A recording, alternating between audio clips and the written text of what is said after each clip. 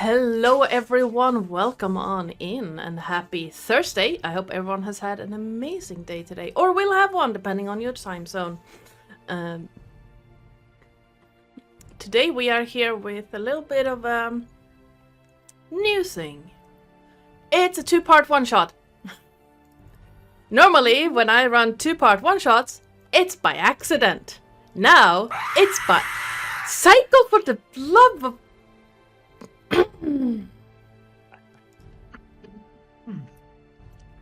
What?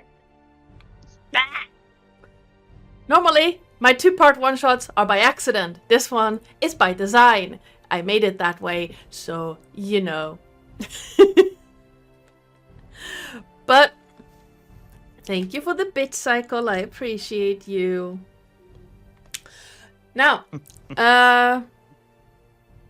my normal spiel doesn't really work here because this is a one-shot. So, but the music you're listening to right now is by Adrian von Ziegler. The song is called In Light and Darkness, and you can find out more about his stuff if you type in !music 2 in the chat. Let me do like, nope, that's not how you spell that. That's how you spell that, thank you, Lillith. The sound effects and music during the game will be by Sirenscape. The overlay and starting soon screen were made by me in Incarnate. If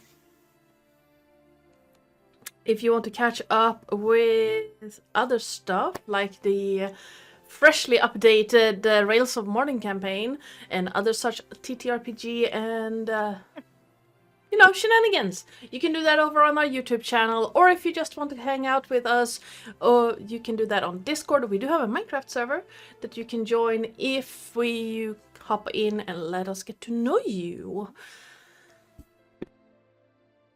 We're all very friendly. We are! We fight. Only by consent though, Lillith. No. Most of the time. Oh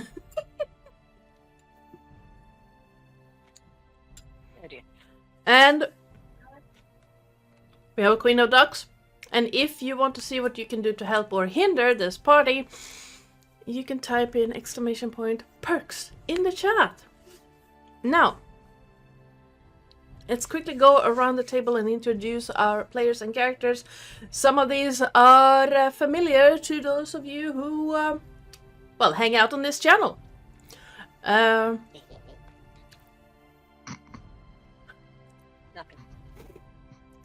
Of course, Terris. Of course. I need to fix something real quick. We are going to do it like so. There we go! Now the camera is correct too. Woohoo! What in the world are you doing, cat? Hi. Did you just try to chew on my second monitor? Okay. You're fine. You're fine. And normal. it's perfectly, and I swear it's normal. It's just good boy. Yes, patient. Hi. Hi. Let's go around the table, introduce players and characters, and let's start with Terris. Oh shit, yeah, hi. I'm Terris, your friendly neighborhood ferret. Today I am going to be playing Charles Lee Ray, the, what do they call this, this thing? The Weshel kind, or animated doll rogue. Vexelkind. I think it is. Wetchilkin doll. He's an animated doll. Nice. Rogue. Yes. As you do, Psycole. Hi, I'm Psycole, and I am playing something that's slightly more normal, an Air Genasi monk. Feel you're judging. No, not at all. Nathan. Hello, I am Nathan, and I play a Dragonborn barbarian by the name of Falcar. And Lillith. For the first time in forever, I'm the last one. I'm so proud of myself for choosing this thing.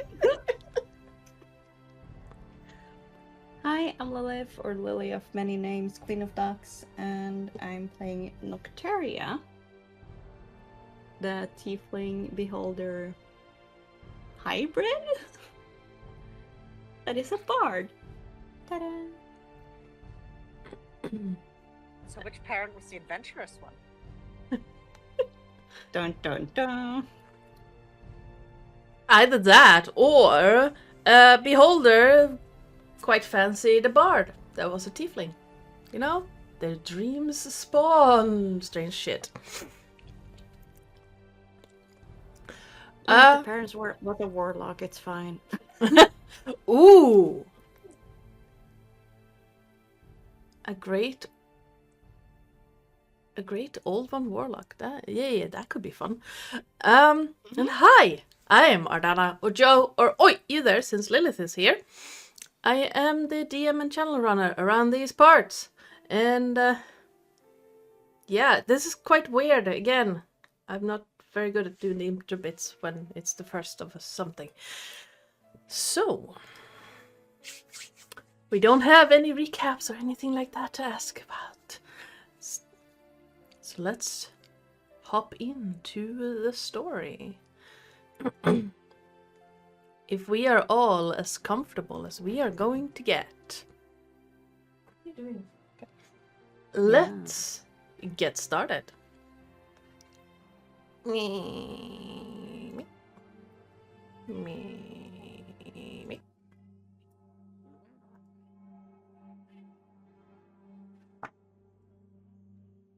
We don't need your backup singing.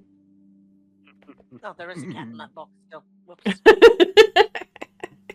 I'll just lay it back down on its side rather than tipping it over. Whoops. Sorry, Roll. I mean, you know. He didn't mind. Oh, I'm and not touching the box again, though. There's a paw in it. Go away. Go away. oh, The city of Neverwinter stands proudly along the Sword Coast, west and just north of the Desarine Valley. It has been rebuilt over the past 50 years or so, when the city was nearly completely flattened by an eruption of the nearby volcano Mount Hottenau. Today, it's almost completely back to its former glory. It is a hub for trade, adventurers, and it's hardier than most townsfolk. The head of Neverwinter is Daggelt Neverember. Because why give them easy to pronounce names? The Lord Protector of the city, and the guy who has decided to call you all into service. One of the many things, but one of the few important things that the city of Neverwinter does not have is a formal militia or town's guard. Because I guess they couldn't be bothered with it or something. This makes Lord Neverember hire mercenaries and adventurers on a quite regular basis. And this time, the four of you have been called to be such hired hands.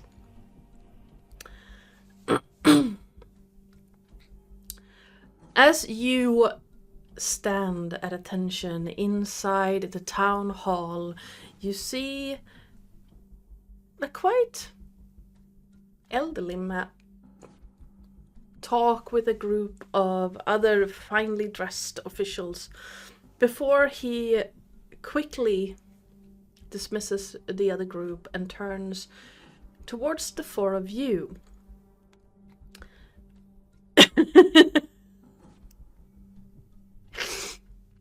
And with a few strides approach your group. Now let's go around the group and tell us what we see. And because I cannot be bothered to do any other order, let's start with Charles. Now we're seated at a bar, you said? No, you're in the town hall. In the town hall, right. Yes, My bad. basically the foyer of the Grand Town Hall, where Lord Neverember usually holds the equivalent of court. So seated on a chair,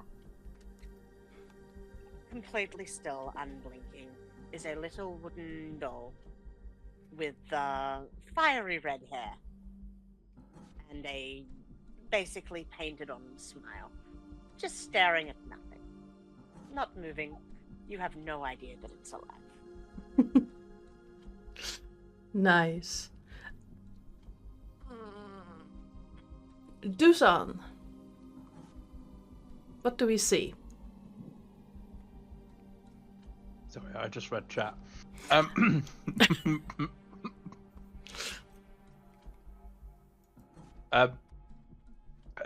Dusan is what you see is a blue elf-looking creature with white, kind of like swirling tattoos across his face and forehead and hair. Oh, he doesn't have hair. He's in monkish robes, with his right hand appearing as a bit of a stump, as in he doesn't actually have his hand.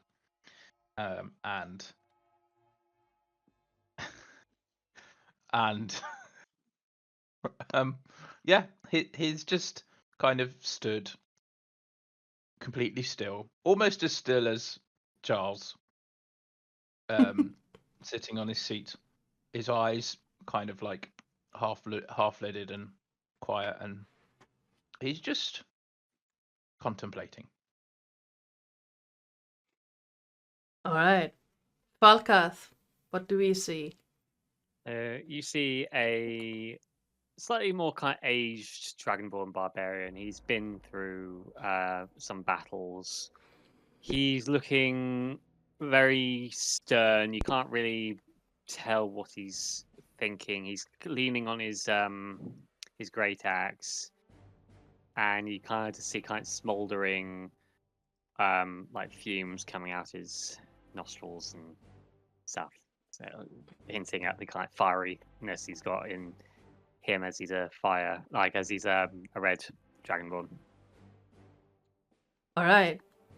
And last but not least, Nocteria. You see a hooded creature, just not very like tall. You can see one of her eyes are green, but with like dark where the white should be. You're not quite sure if her like skin is red or brown at this point, because most of her face are bandaged up with her hair. Also, her fingers are bandaged and her feet, and she has a lyre on her back, and she's just looking. You can just see one of her eyes just looking around at everyone. Not seeing any facial expressions or anything. All right. As Lord Neverember reaches you, he makes a move as if reaching out a hand, and then instead changes course, and from inside pocket or pouch, more likely, he produces a tiny little like rolled up piece of paper. It's kind of long but thin. And unrolls it slightly before looking over the four of you. And after a brief moment of consideration, he says, "There has been some strange happenings in my fair city. As of late, people have talked about strange sounds and members of our, not to talk down about people that are under my care, but the lower classes, vanishing one day and appearing a few days later as if nothing has happened. I would like to have the four of you walk around, ask questions, all those things.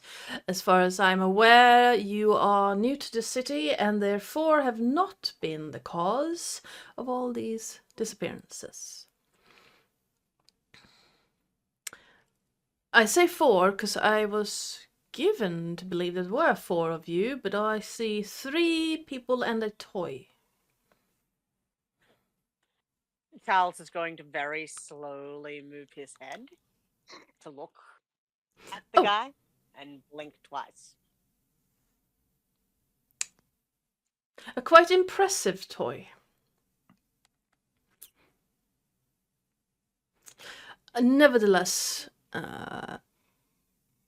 if you can help me root out what is currently happening in the city, you shall be handsomely rewarded for this. I might even That's go... what I like to hear. Oh, it talks. That's impressive.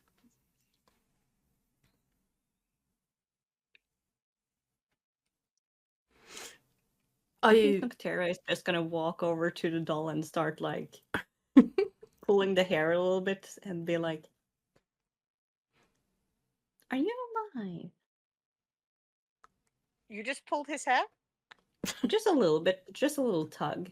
With like you can see that like all of her fingers are like bandages up, so she's like very slightly like tugging his hair. His expression doesn't change. And his body doesn't move, but suddenly he is holding a knife, like a dagger. And then he's going to blink twice slowly at you, tilt his head to the side, and go, "What do you think, sweetheart?"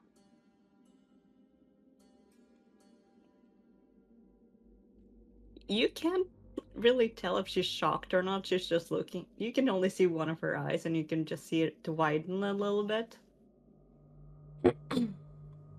Intriguing. Yeah.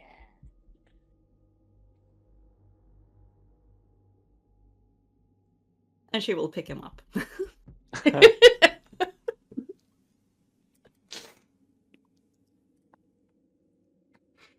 Okay.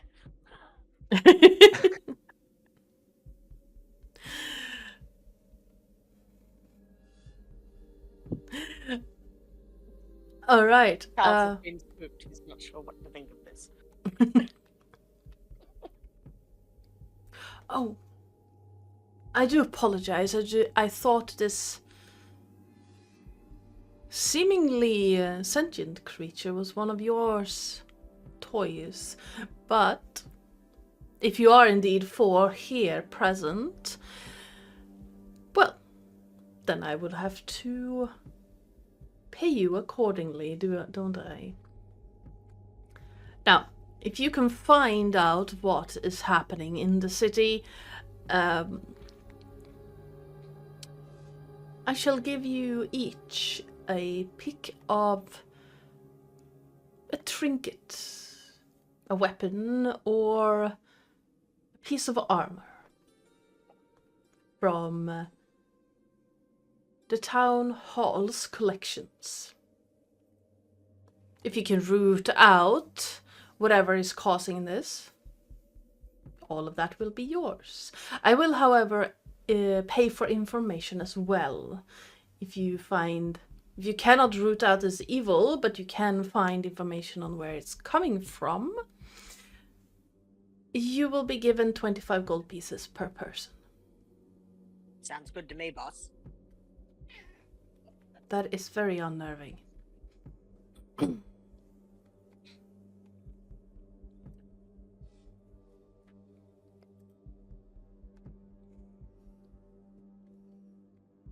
So, Can you tell Oh us my who the god, last the air speaks. victims were?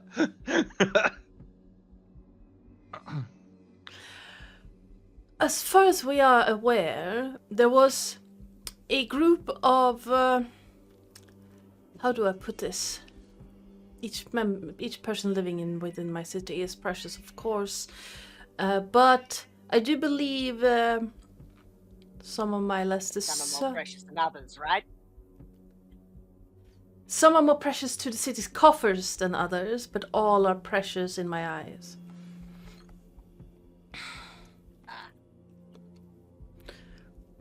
If you go down to the wharf, you will find members of a. Let's call them a fishmongers guild that have experienced this. They can possibly point you in other directions if so, that is needed, but I do believe they call themselves that. I am given to understand that their job is to fish things out of the ocean that they then sell on without trade license. So you want us to fish for information? Ah, you are amusing. Yes.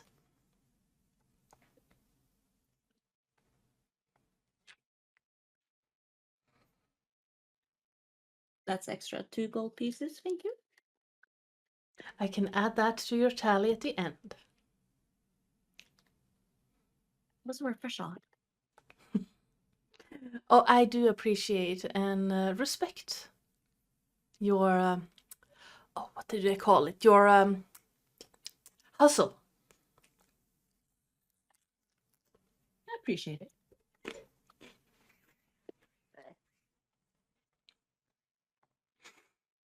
Also. And she will point at the dragonborn. Was there a big lizard here? Well, the 4 of you are the most recommended mercenaries that are not currently affiliated with a band that I could get a hold of. You see So it's a Valkarth pet. kind of giving you like a side eye, and at the word pet, you could just start seeing like embers coming out because he's getting a little pissed off being referred to as a pet. Oh, that one's angry. You know, this isn't exactly my line of work, right? Oh, I thought search and destroy was part of your line of work. Oh, yeah, search and destroy, but, you know, I mean, I guess you are sending me to the docks, and that's the sort of wet work, but I think you might have your guild missions a little messed up. I'll do it. Now, I hired you to root out the problem and deal with it. If you cannot, and you can only give me the information, I will have to hire another band to deal with the actual problem. Okie dokie, boss. But from what I can tell and what my informants have given me to believe, you are currently my best options. Right. Sorry, were you saying something, someone? I think my thing, what's the word? Sort of stalled out, and then I heard someone talking as I was talking. No. Yeah. No, you're Okay. fine. Cool. Yeah. Sorry. There's a very faint echo from Lilith's side. So that might be it. I'm very Oh, sorry. maybe that's. You're fine. Well, seeing as though we are getting together as a merry band, my name is Duson. I travel the world to make sure that those that need to die, die appropriately. And you are? Uh, I'm Oh, I'm please, not Charles. everyone at the same time. I'm Charles. I do a bit of this and that, mostly wet work where needed, but I can acquire, I can spy. You name it, I've done it. I am Volkoth. Oh my god, it speaks as well. I do. I am. I can't think of words. You can think while I refill my water, because I remember I've got Yes, please that. give me time to think. I am normally paid to hit things. Ah, Hit things, I'm paid to stab things. We'll get along well, buddy. Hit on things or hit things?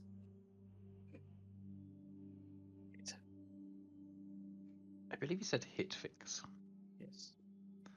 I have no And, idea what you are referring to. And you are.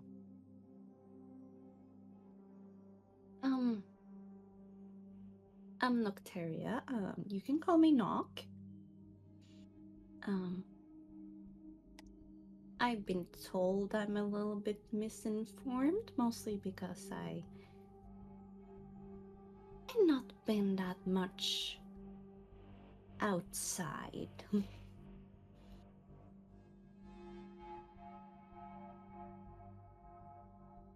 Welcome to the outside So- world. So if I do come across as a little bit, what do they call it? Eccentric. Rude. Oh, rude. I do not mean any harm by it.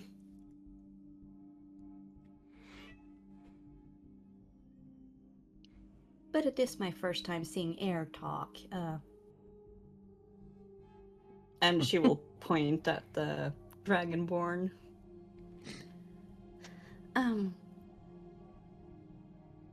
Lizard? Dragonborn. And you can see her take out a very, small, nice pen. And you will see her writing lizard looking and Dragonborn. And what is you, air Yes, thing? I am what they refer to as a air genasi. Mother was a And genie, she will. father was an elf. I do know what an elf is. Good. And she will write that down, and then she will look at the thing under her arm. And you are? Whatever you want me to be, baby. He will wink one eye. And she will write that down as well. No, Oh, I'm so sorry. child, you do not need to write that down. Oh, It was a proposition, not his name or whom he may be. I see. This is going to be a long day. Indeed.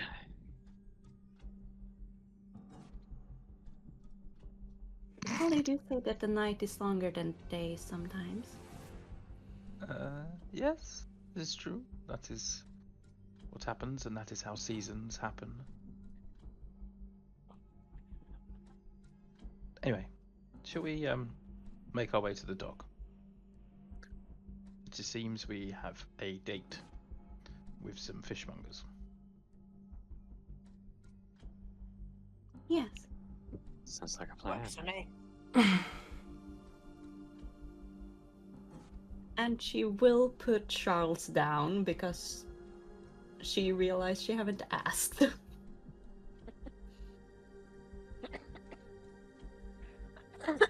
Yeah, he'll follow along behind you. He has a 25-foot movement speed, so he can't quite keep up. But you hear clipper, clipper, clipper, clipper, clipper, clipper, clipper. as his little wooden feet follow you at high speed.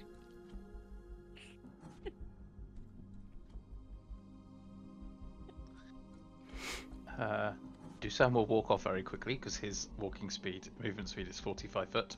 So he kind of moves off very quickly and then realizes that everyone else is a little bit slower and then modulates his pace.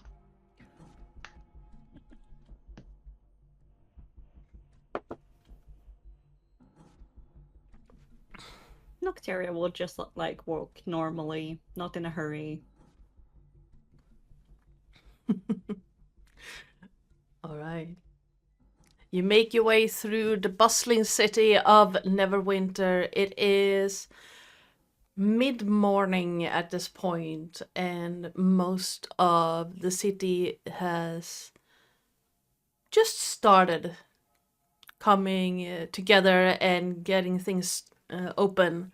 You hear a few traders shout out their wares up along the sides. You see long caravans of carts leading up to the markets, and down by the ocean front you can see several very large seagoing vessels. Neverwinter itself is a huge bustling city, one of the capitals along the coast, the northern coast of the Sword Coast. In terms of size, the only city to rival it is Baldur's Gate. At least along the coastline. You have Luskan, but Luskan is a den of pirates. So We don't talk about Luskan. no. At least according to the people living in Neverwinter, Luskan is a den of pirates, debauchery, and death. But there is also a... Sorry? Shut up. No, well, Charles in my head just sounds like my kind of place, and I'm just going to shut up, Charles.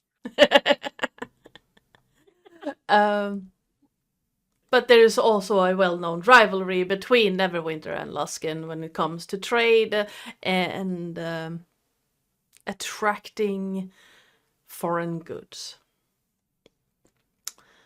It takes you nearly an hour to make your way through the town hall, or from the town hall down to the docks themselves.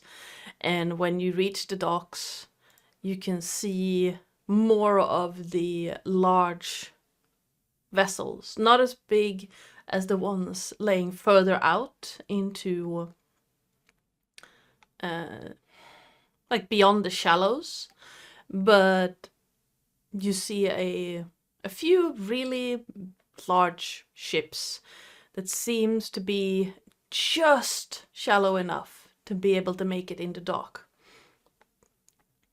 The dock workers themselves seem to be very busy loading and unloading various boats, ships. At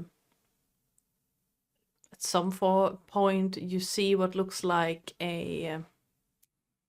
what's that thing? Make it out of scraps. Why can't I remember it? It's called a Makeshift? raft. No, a raft. That seems to be having like a chain attached to it, almost like you could drag it further up the river without actually being on it. You can see a number of riverboats that have currently come in and are exchanging goods. But asking around, well, it's kind of hard because it's very loud.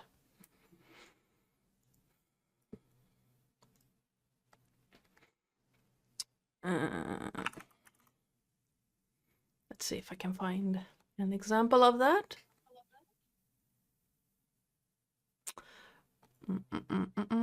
There we go. Bum, bum.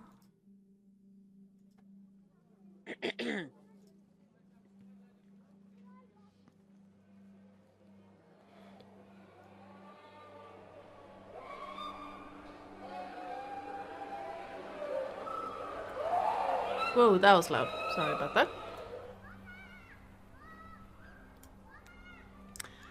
And does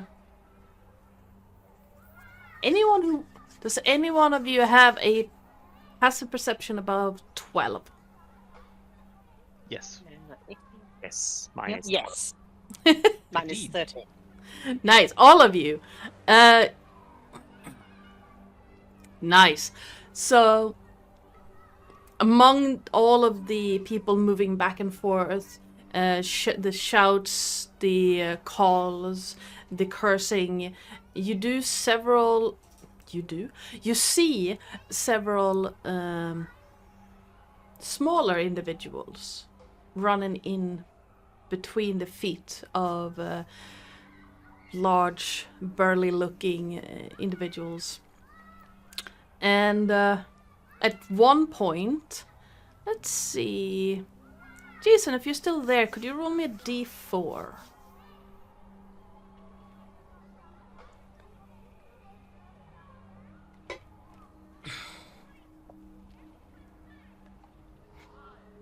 If not, anyone can roll me a d4.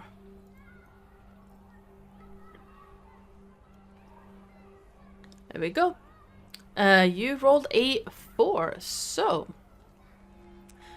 at one point, Knock, you feel hands on your belt. And looking around you, you see what looks like a very young girl looking up at you. Clearly, like the deer in headlights look of shit. Does she look like well nourished or? She looks like she has, like, she eats properly, she gets sleep properly, but she also has that weathered look of someone who spends most of their time outside. She looks to be maybe 10 or 12. She will like move her hand so she moves her, like the child moves her hand away. Mm-hmm. And she will go into her pack and she will take out 2 silver and give it to her. She takes the 2 silver and just looks at it with big eyes, and then looks up at you. Why?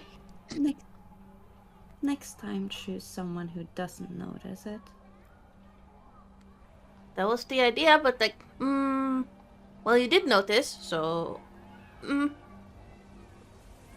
Believe it or not, some people aren't as nice. Oh, I know. But thank you. Bye. She like holds on to the silver coins and just takes off into the crowd.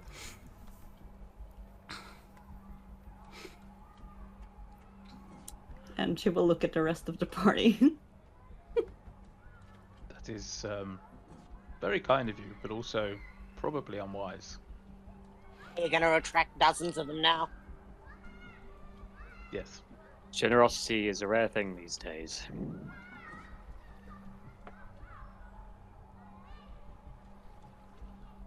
I mean, the one thing I wanted to be when I grew up was kind. And she keeps walking. Wise policy. Says the hulking barbarian.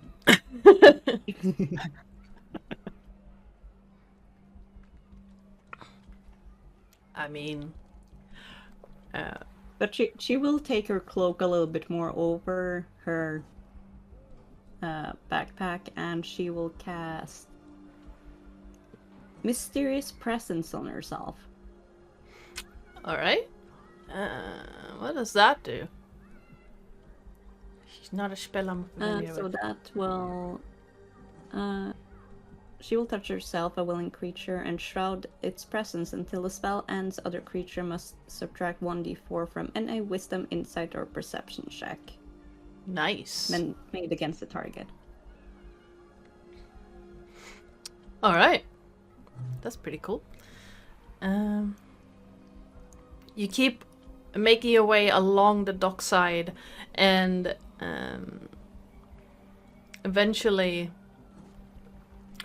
I'm guessing you're asking questions as you go, or are you just searching visually? Uh, I think asking No, questions yeah. as we go, I think would make sense. Asking for anyone who has recently disappeared for a few days and then returned.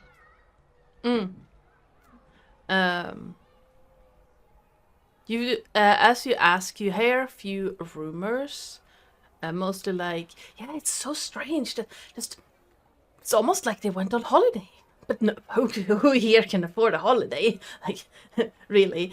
Well, maybe they went on a hunting trip. Then again, Neverwinter woods are really large, so you would be gone for longer than that. Oh, I heard that they went on a fishing ship. Fishing ship. Yeah. My brain was like, they went on fish and chips. It's a Yes. fishing ship. So, do any of you actually know what happened, or are you just talking out your asses right now? The doll talks. What is this? This is Charles. Charles is Damn very Charles. impressive. Indeed. Well, the last people to know anything are the I'd say if you go up to the Mariner's Tomb, which is, well, we call it the Mariner's Tomb. It's called it's called the Mariner's Tankard, but if you drink whatever they are serving, you're gonna end up in a tomb. It's 3 blocks that way, and then up the really creepy looking alley, you'll see a door. Half a door.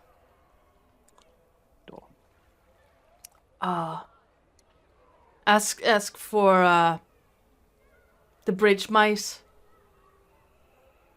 Bridge mice. Yeah, it's that they're basically fences, sort of. They find stuff to float up. You're not too concerned about how it ended up in the ocean, and they'll sell it to you for a price. Oh, I think I've tipped them off a few times about wastage in the waters. I mean, we're not going to complain. Some of the stuff they find is really, really good and at a really good price. It just doesn't really matter to us. It's not like the person who had it is going to use it anymore. Got that right. Well, 3 blocks that way, up the creepy alley. It's kind of a strange looking plank thing they use as a door. It says Mariner's Tankard on the sign. And remind me of their name again. Sorry. The group, the fences. The mice? Bridge mice. Bridge mice. Yes. Yes, the bridge mice.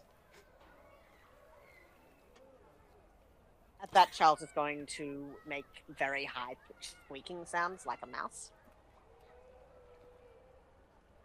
And then stop. Oh, the bridge mice. The leader is a kind of looking.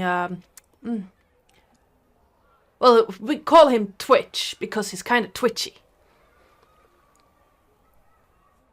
Can't sit still all over the place. Tends to play with stuff with his hands. Usually stuff you can stab people with. Interesting. And he probably notices that I don't have one of my hands. Thanks for that, Brick. Oh, I did. Well, see her over there? Same deal. Although Yeah. she lost it in a rope accident on the ship. I sacrificed mine to make sure I killed someone. Well, we all have to make a living. Exactly. It's hardcore. I hope I Just never get someone to that needed your death. bad side. And have a good day to you, sir. Good day. Bye, Okay. Brick.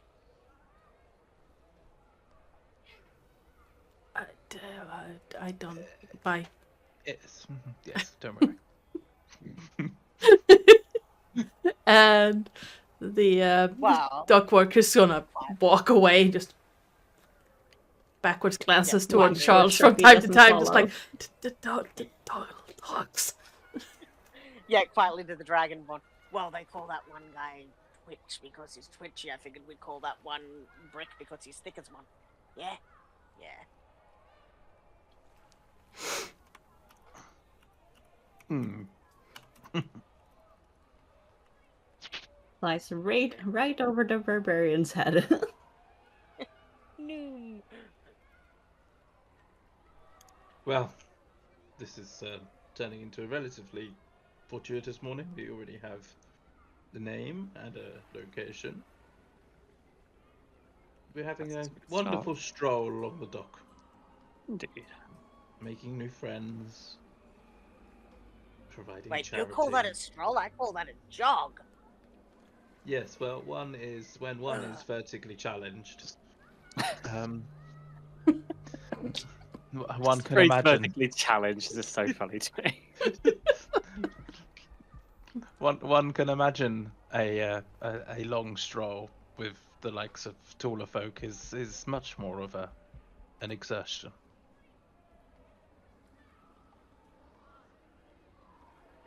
The Something question like that. is, would you like one of us to carry you? It would probably be faster for everyone involved if you did. Excellent.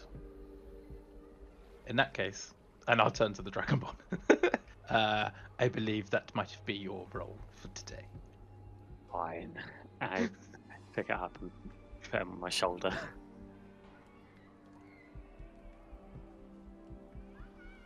Shall we? We Yes. shall.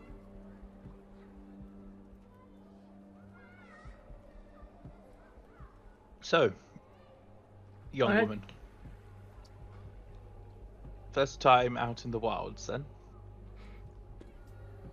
I say, on walk to place. Are you talking to me? Yes, but I assume you're a young woman based on the sound of your voice. I mean, I've not been much around cities. I understand that. I much prefer to be out and about and What?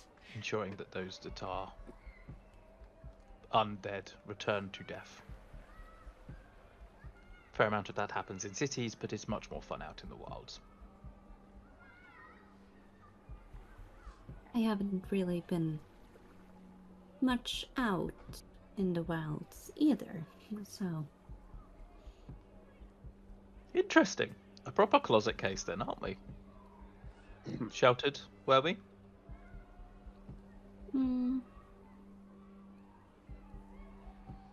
more of a please stay inside yourself. Is that cell in the monkish sense or cell as in the prison sense?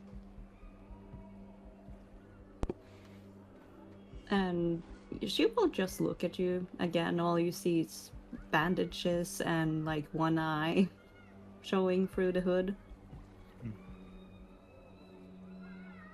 More of a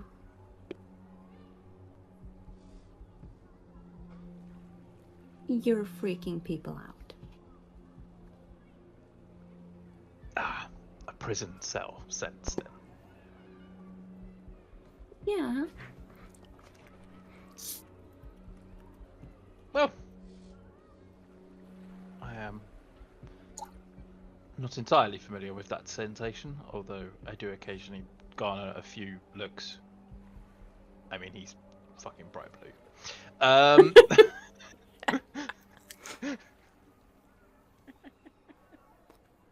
Again, I haven't seen many people. Yes.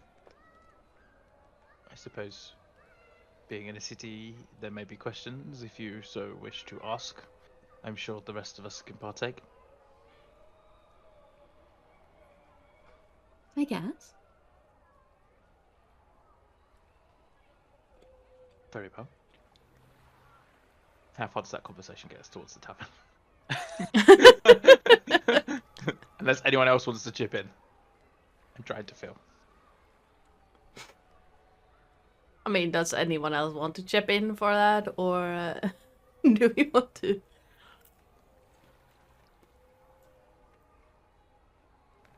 The Dragonborn's just like really like focused on the task at hand. He's kind of like blanked everything out.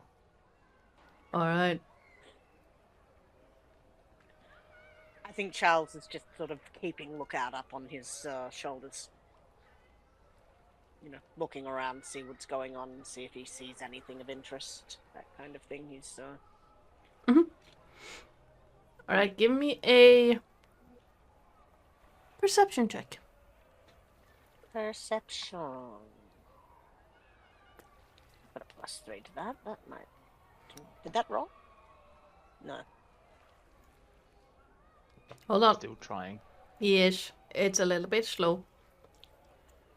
I can't see a map if there even is one. There is no map, not yet. Well, there you should be able to see it. It's just a map of the Sword Coast. No, I don't see anything. Let me see if I Yeah, can. that's it. So I rolled a 9 for my Yeah. perception. Also, why is there a bunch of gibberish in the chat? In the game log? I have no idea. I can't even see the game log, so.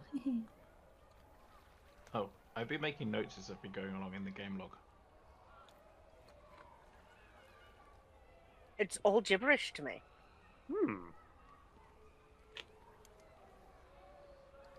Odd. Screenshot this for you guys, 'cause that's weird.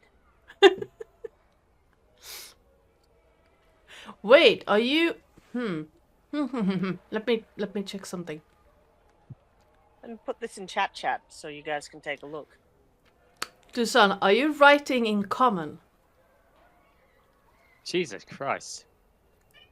Because I know there was an experimental thing that Above VTT is doing where you can select the language you're writing in of the ones that you know.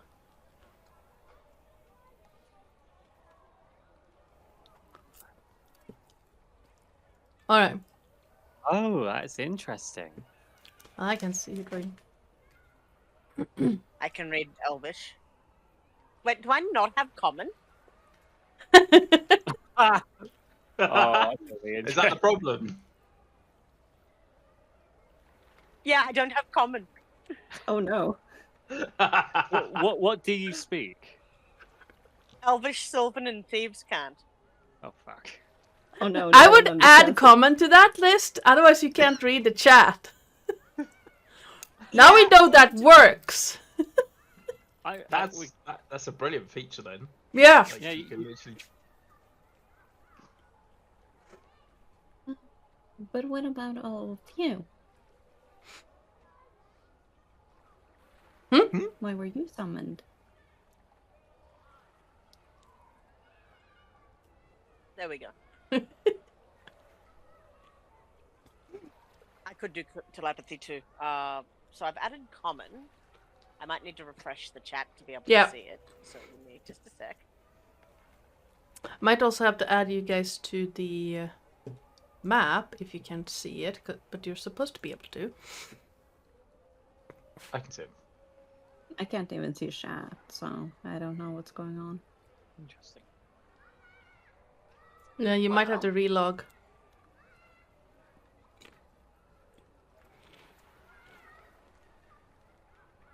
Anywho, you make your way up the 3 blocks. It's a little bit of a dodge and swerve kind of situation because it's so packed with people. Takes you a little longer than it would normally do if it was the streets were completely empty. But I'd say no more than 10 minutes or so pass, and you manage to make yours. No, make it 15. 3 blocks in this case is not that far, but packed with people. You make your way up the valley. Alleyway described as the creepy one, and you can understand quite quickly why it's called that. It's narrow, the buildings are tall, and you see what looks like washing lines that stretch across, where whatever was left on the furthest ends from whoever owned it has just been left there. Because can't be bothered, and by this time it has been weathered to be kind to the state these clothes are in. Most of the walls along this alleyway are just tall without windows. You see a couple of doors that are intact. You see a couple of openings that once upon a time either had a door or a window. But you could probably easily just skip inside, explore the house and skip out, and no one would care. But half a block up along the cobblestones, you find a door, or half a door, that was described to you. And a half-rotten sign that says the Mariner's Tankard. At some point it was painted a bright amber color where ale or beer was portrayed, but it has long since faded into a kind of weird yellow.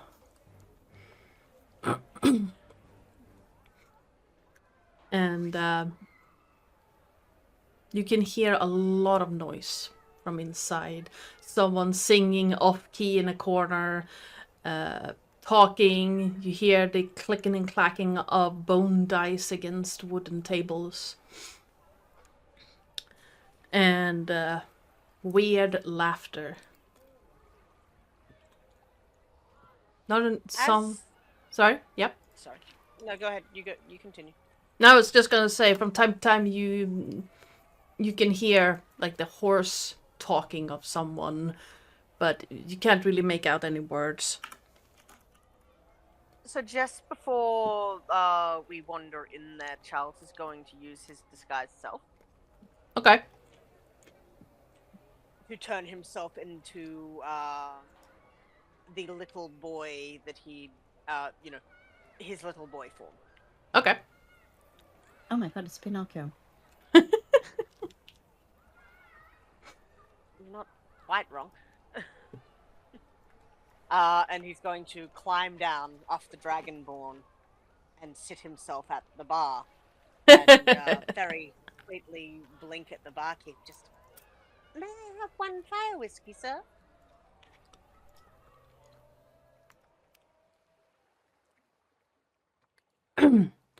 Do you have a parental unit nearby?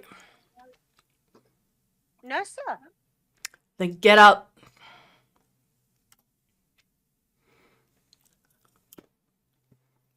No, sir. I am older than you. Well, don't care if you are. Care about my liquor license. I'm not serving minors. I'm not a minor, sir. Prove it. How would you like me to do that, sir? Well, do you have any form of paper that says you're not a minor?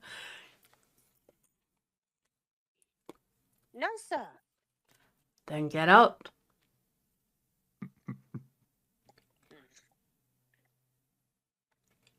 Well, you're no fun at all. That's a strange voice for a kid. I'm not a kid. I look like one. Well, sometimes when it walks like a duck and talks like a duck, it's actually a goose. Both are still waterfowl. You're still a kid. I'm not a kid. If I serve you alcohol and well, I'd say a town guard, but nah, it's not like they're around, walks in, I might be in trouble. And so would some of my clients be. So, no. Well, it was worth a try. Can we have a chat? As long as you don't want alcohol, sure. Right, well, there was this, you've heard about the incidents going on where the people are going missing and showing up days later? Like Yeah. nothing happened.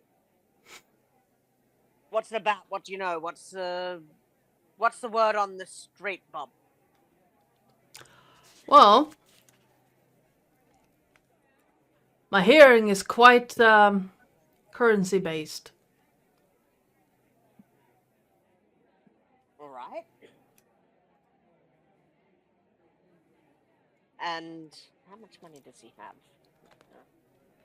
He will hand over a gold piece. The bartender, who looks to be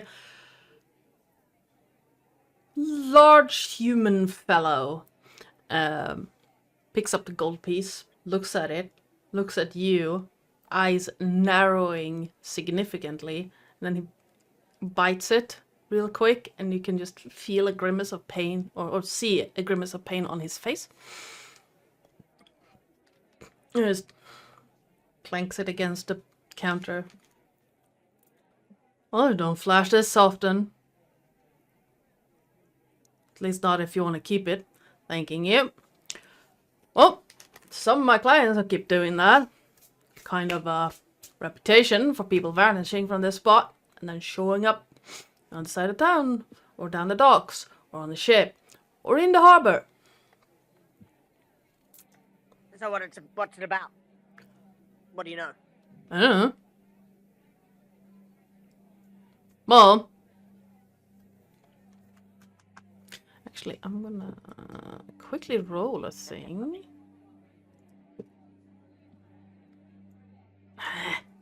me see my dice, you dang thing. Where are my dice? I do not know. Also, I Oh! apologize in Ah. advance if you can hear the per machine. It's in my lab. Alright, hold on, let me reload, because it's not letting me roll dice. That's dumb. I can roll dice on the camera account, but not on the DM account. That's dumb. There we go. Kiss the stars. Well done! That's a natural 20. He taps the gold coin a few times against the counter, and just, well, you might, well, didn't hear it from me, but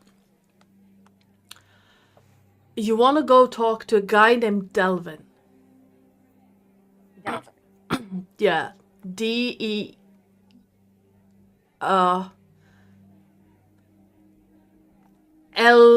L-V-E-N, Delvin, I think. Delvin.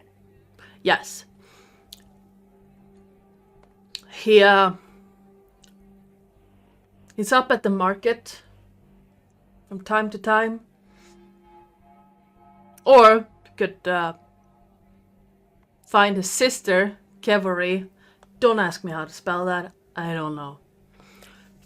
Every? Kevory, yes. One of Kevory, them two gotcha. were asking questions as well. They might know. I know the fancy lord hired them to be investigate. Investicrocs? Investigators. That word. Yeah. So they might know. And of course there's that guy, and he points into the corner where you see a very nondescript person. Like, this person has gone out of their way to blend in with the furniture. Like bland brown clothing, slightly gray cloak, just the kind of person you see out of the corner of your eye and you make no notice of at all. He's currently sitting with what looks like a fork that is missing 2 tines and tapping it against the tabletop. Thanks for the info. Oh. Sorry I couldn't give more. You gave me this. And he just shoves it inside his belt. Now, strange to hearing that voice from a kid. Like I said, I'm not a kid, Buck. Well, don't look like one then, if you want to drink. I didn't really want the drink anyway. I was just coming up to make the conversation that I needed to have with you. That's fair enough. And if you want something remotely edible, it's on the house. I don't eat. That's your choice, bud. Sort of knocks his chest. That sounds wooden. Oh. That is...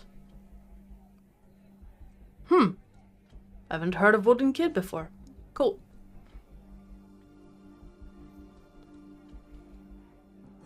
Right. Well, if I hear anything else, I don't know how to contact you. I'll make an attempt. Ask for Charles. Alright. A wooden kid named Charles. Got it. Right. So, while this is happening, what are the rest of you doing? She has never been to a bar, so she's just looking around. Listening in on conversations.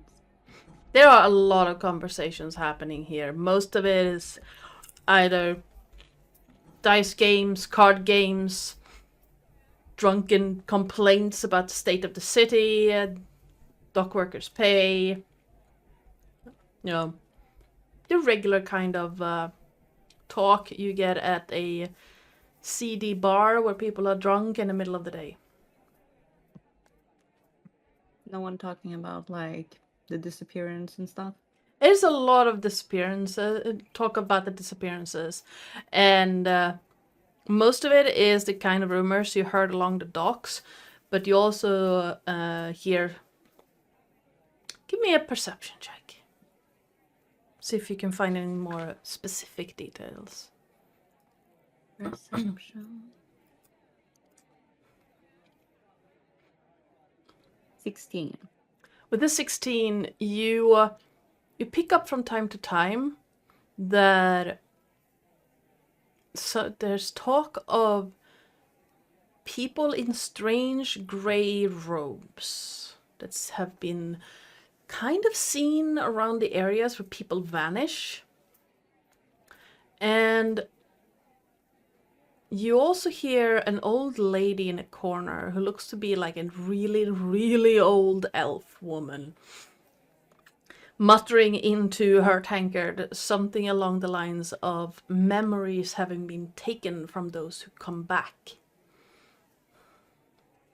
Does that ring any bell? Give me a history check. History or religion? Yeah, sure, religion, why not? Another 16. With a 16 for a religion check, you know of a couple of deities where this would fit. The one that comes to mind immediately is Shar, the mistress of darkness.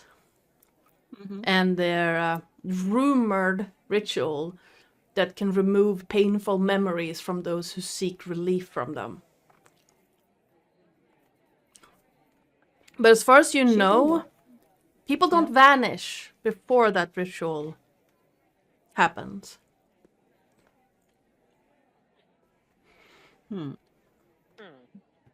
But you also know how, well, you also have an idea of how the rumor mill works, and they might not be disappearing at all.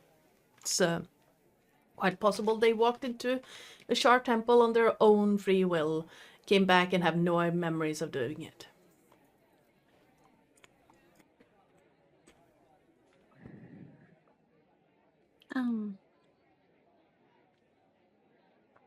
So the doll is by, or Charles is by the counter still, right? Mhm. Yep. I think Nock would walk over to Falk and Doosan. Do you have any like insight on Char? Goddess of Darkness. Sure. That's a very good question. It always No. is. General knowledge from everyone who is from the Sword Coast is that she is a goddess of the night, and she is generally seen as an evil goddess compared to her sister Seluna, who is a good goddess of the night.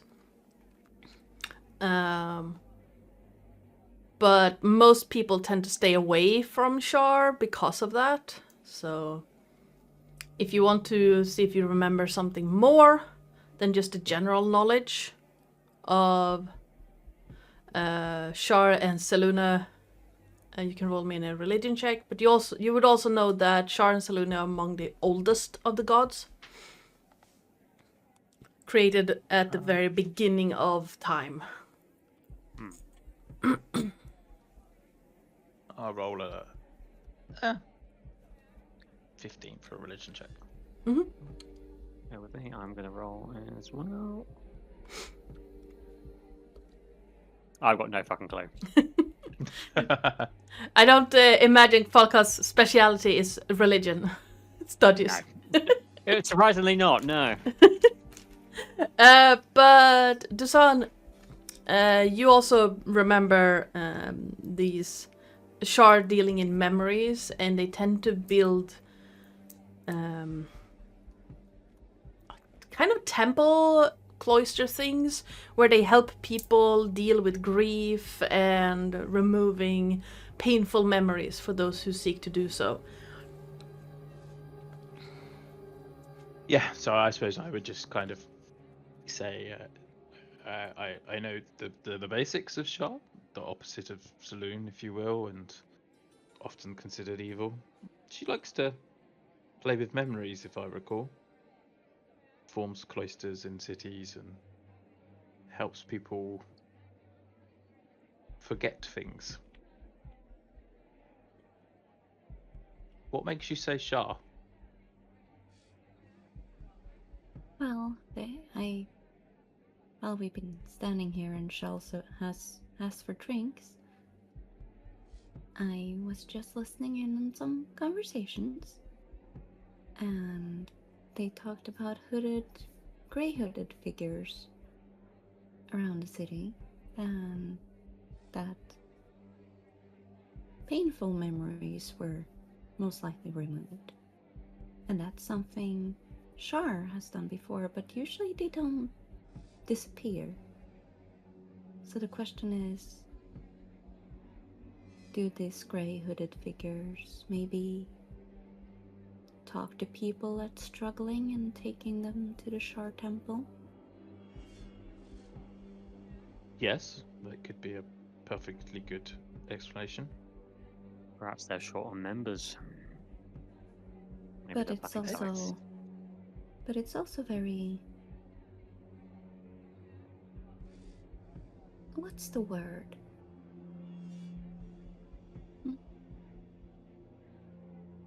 It's not normal for the ritual that they don't remember it themselves. So why they disappear is beyond my knowledge. Of course, enough. I'm just imagining how freaky this must be, having like a very bandaged person. You can't even see the lips, and she's like trying to explain this, and they're like, yeah.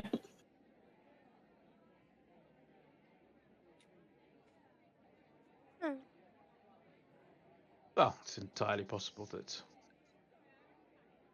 as you said, if they are disappearing for this ritual, who knows how long this ritual may be,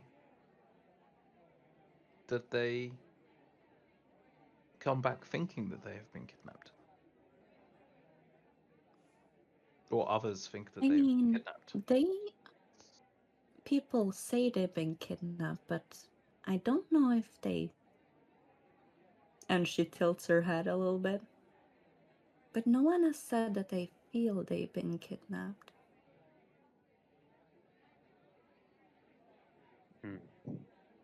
There is a gap. It's intriguing.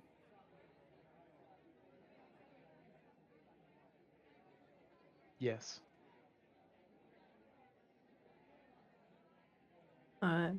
Falkath.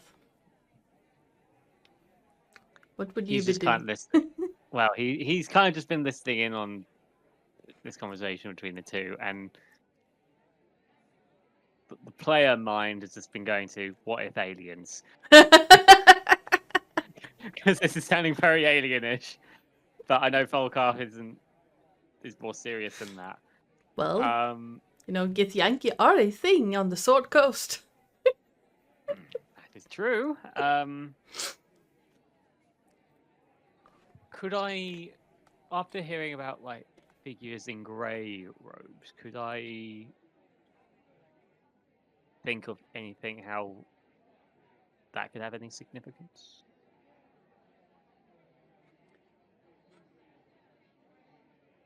Give me a wisdom check. Just for general, recall. I know some people have use no clue. intelligence, but I mean, grey robes are apparently significant enough for people to remember, but there are a lot of religious orders that have grey robes. A lot. Why are there so many religions? Looking at you, Wizards of the Coast, why are there so many gods in Toril? Practically an infestation. Uh-huh. And then when you need them, suddenly they can't do anything about anything. After having attempting to use his singular brain cell to come up with that, I think he's just gonna find a seat and just sit there and wait for just people watch until the group convenes again and goes from there. Why did my brain imagine the lizard licking its eye with one brain cell? Ew. Not lizard man, dragonborn. Tongue's not long enough. I don't think so anyway. I know, but I'm trying. and when he said singular brain cell, I was just imagining A bearded dragon. I never thought about that before, but Cassie's familiar is a gecko. She would definitely be licking her eyeballs from time to time. Not only would she be licking her eyeballs, but when she sheds, she would be eating her own shed skin. Yep. nom nom nom. Yep. I confirm I do not Idiots. do that. I mean, if she stays in, corporeal form long enough to actually shed. Because familiar has 3 hit points. Yes. What was your passive Perception, Falakath?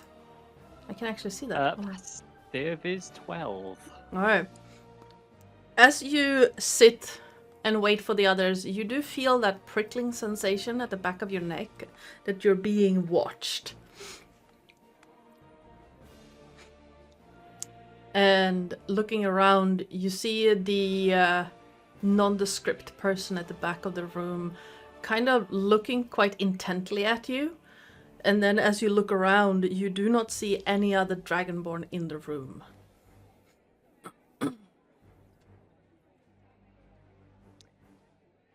I'm no stranger to funny looks, as I imagine there aren't many red Dragonborn in these parts, let alone Dragonborn in general. They tend to be further south towards Baldur's Gate and the desert.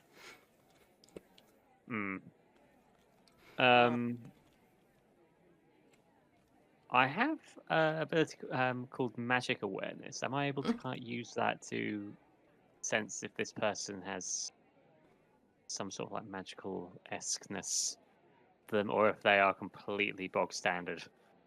Yeah, you can absolutely use that. What exactly does it do? Open your awareness to the presence of concentrated magic. In the location of any spell or magic item within. Oh no, okay, it's more like spell or magic item within 60 feet. So unless he's maybe got like a magic item on them. Yeah.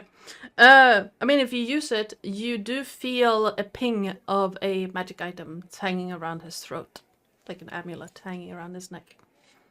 Interesting.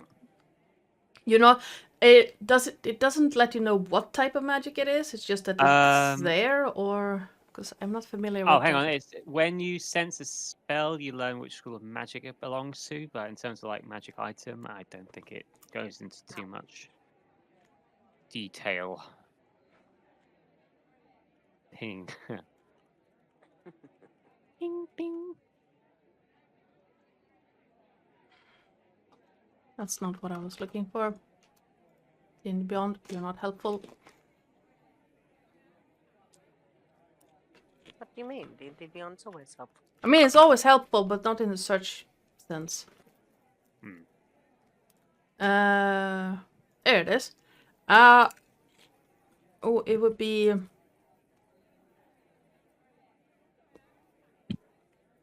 Yeah, it's it has a faint magic to it.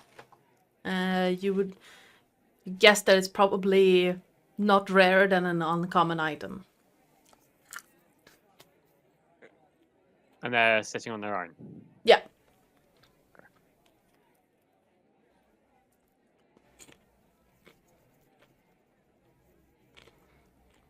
I walk over. The entire time, the person sitting there seems to have their attention on you. And as you get closer, you see that it is a quite scrawny man sitting there. You can hear that tap, tap, tap, tap, tap, tap, tap, tap, tap, tap of the fork against the tabletop.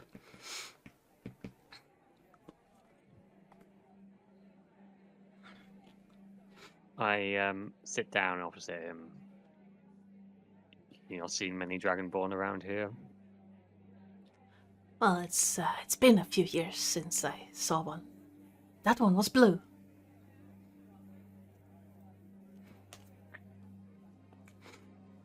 What brings someone of your stature to this part of town?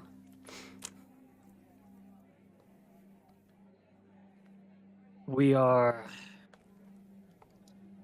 looking for answers.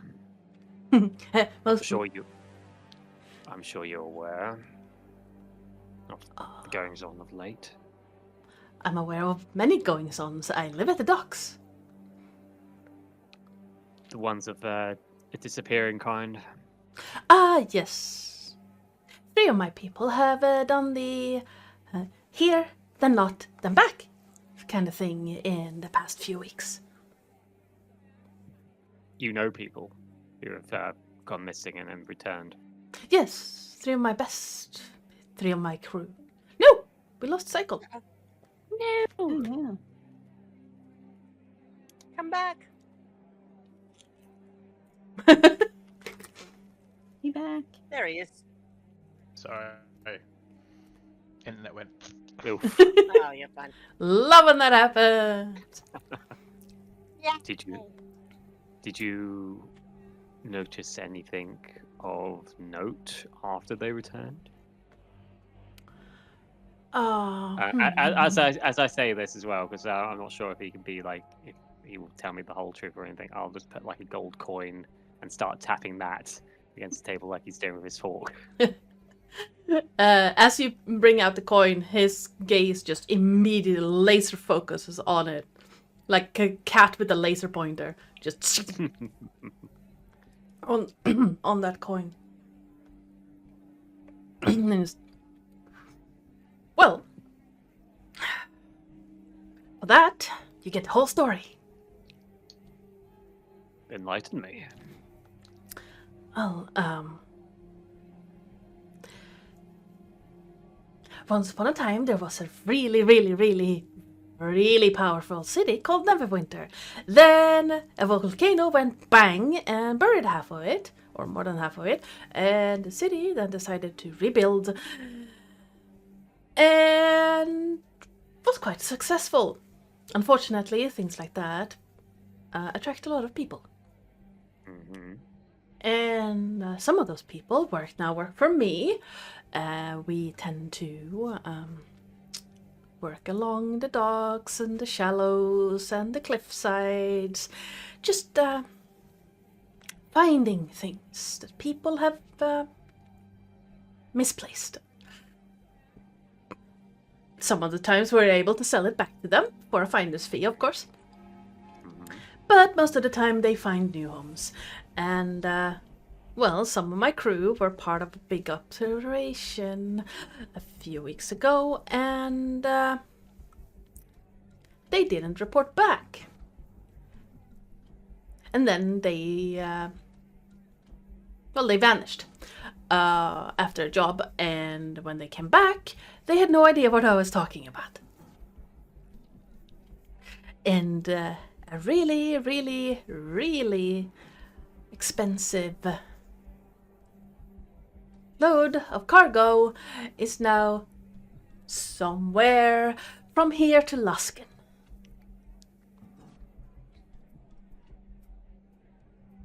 Curious. Was there anything physically different about these members of yours? Or were they completely unscathed? Well, they seemed a little bit starved, but other than that, I can't say. No, it's well, loud noises make them jump more than they did before. As to murmurings, they can't quite hear, which is quite strange, actually. Curious. And whereabouts were they expected? Whereabouts did this happen roughly between here and Luskin? Well, all three of them came back here in the city, over by the not too far away from the main market space, actually. I do one of Lord Neverember's new pets. Set siblings have been asking questions around there. They're quite generous, just as you are. So we entertain them whenever we come across them. I don't really go up that much to the markets. Too much attention. I can imagine.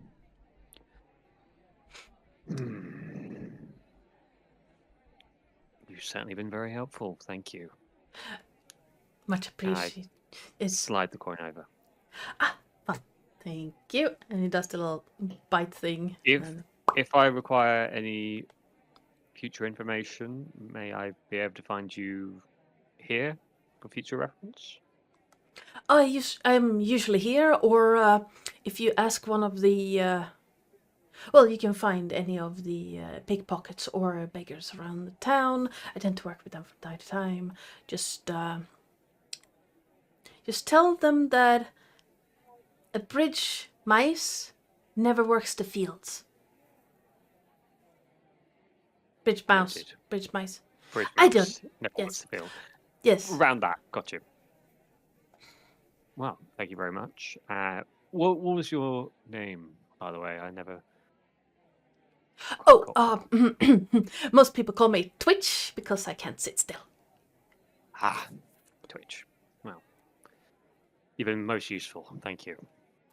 Thanking you for the kind payment.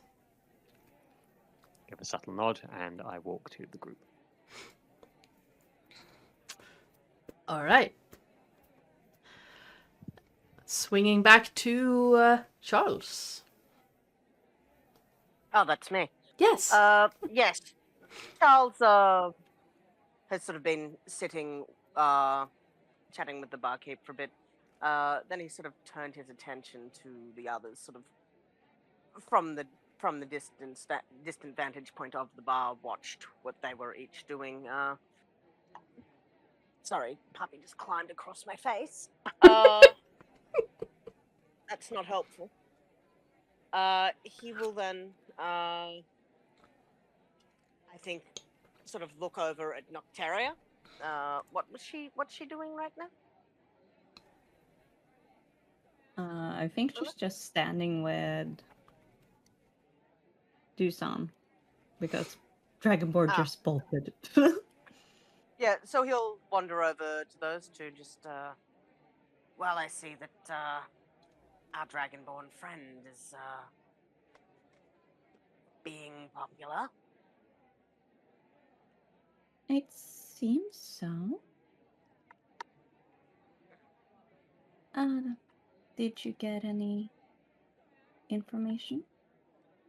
A little bit. Yeah, and he'll explain all of that to the two of you. But I do hope that he's, getting more than we did.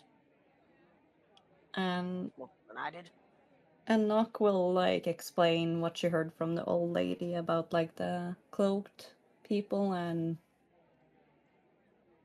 the nightmare god and all that stuff and memories.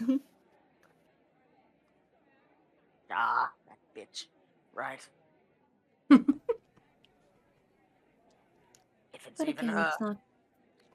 But again, it's not normal that they don't remember taking part of the ritual. I'm just wondering what might be triggering the whole thing. Because if we can trigger the event on one of us, and just one mind, we can then follow that member of our party and figure out what's happened. I'd do it. You? Why not?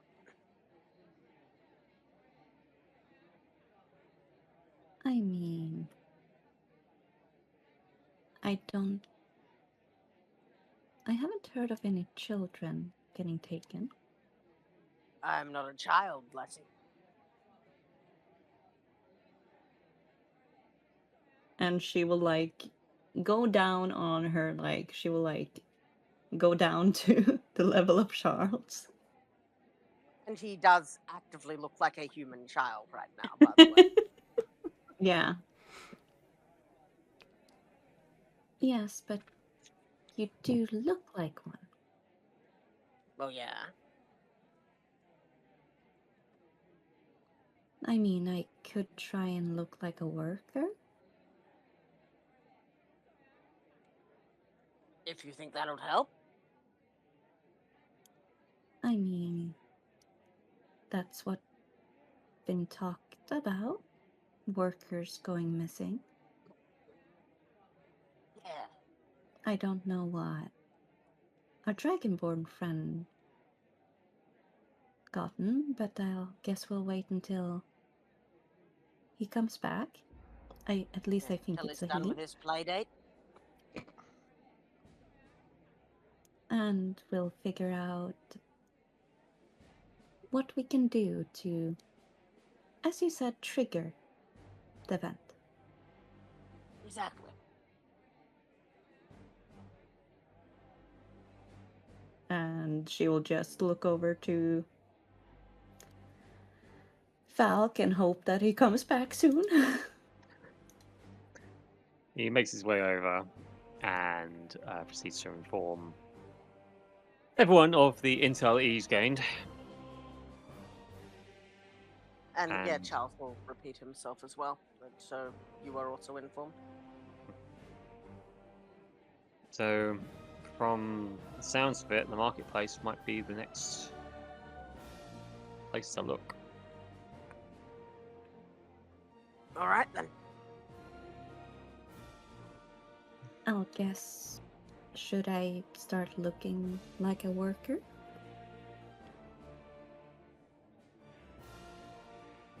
That's up to you. If we run into any pickpockets or I'll beggars stab him in or the anything, throat. I we mean, what? say No. to them, a bridge mouse doesn't work the fields. They know Twitch. And if there's any information that they know or that have they seen, we should be able to give something. So don't stab him in the throat then. Preferably not. There are Okay. laws in this city. And I'm sure there are laws against pickpocketing too. There is that. Unfortunately, people have to find a way to live these days. I don't. Lucky for some. Shall we? Yeah. We shall. Right. From where you're currently at, winding your way out from this valley. It's an alley, no V. Brain. From What's in this. my mouth?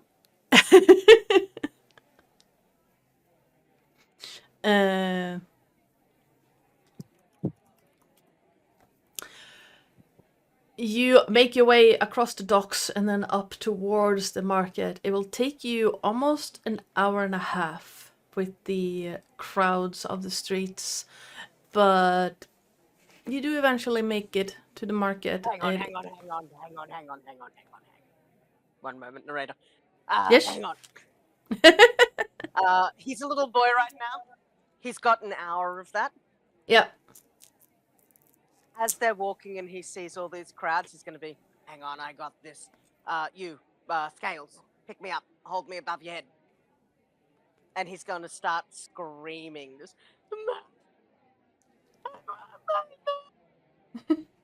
What? What? Sorry, Yeah, your mic. Your mic is not picking that up. Can you hear me now? Mommy, Yeah, we can. I want my mommy. Whose child is this? Whose human is this? Which should, I think, move us a little faster. Give a performance check. You will succeed. This is just how well you succeed. Performance, I've got a +4 to that. Did that roll? It was loading. 18. Wonderful. All right.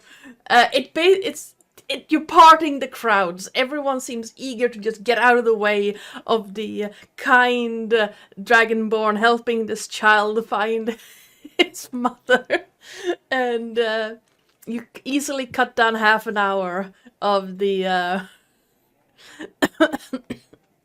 on the trip, and by the time you hit the market, well, your disguise will fade just as you hit the marketplace. You hear Sweet piece of piss.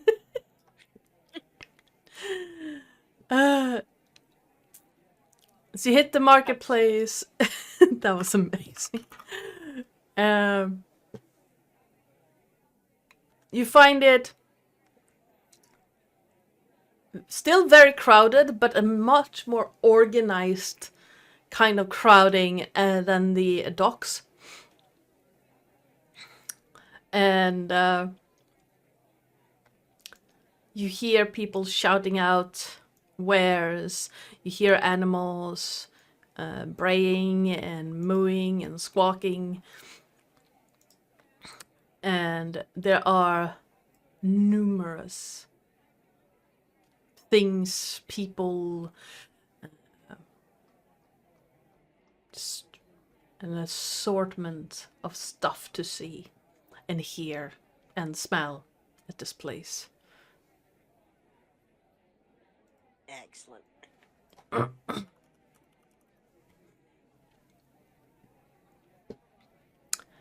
And Did we get to know if it was after dark they got yoinked? I'd say with like talking to, I didn't mention that, but I'd say you would have known that most people would have vanished early morning when things were starting to set up, or in the afternoon when things were winding down. Now it's midday-ish. Yeah, it's midday-ish right now. Okay. I'd say with your traveling back and forth, it's, let's say, about 2 p.m. at this point. Looking for gray hooded figures. Yeah, you're in a huge crowd. You do. I mean, all of you have pretty good passive perceptions. So I'd say Dusan and Nocteria, you would be the first to notice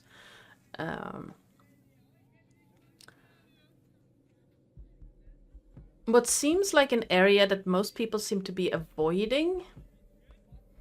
And it's over the din. You can hear. Well, Dusan would be the first to pick this up, but Nocteria, you also notice the sound of crying.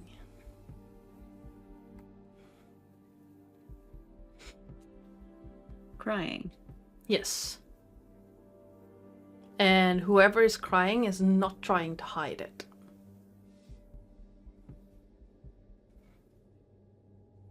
Does it sound like a child crying or like a... It sounds like an adult. Kind of high-pitched adult.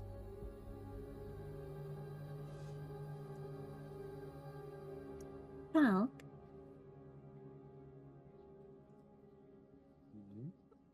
I think I hear some crying, and she'll like very shyly point to like the rough area that no one is at the moment.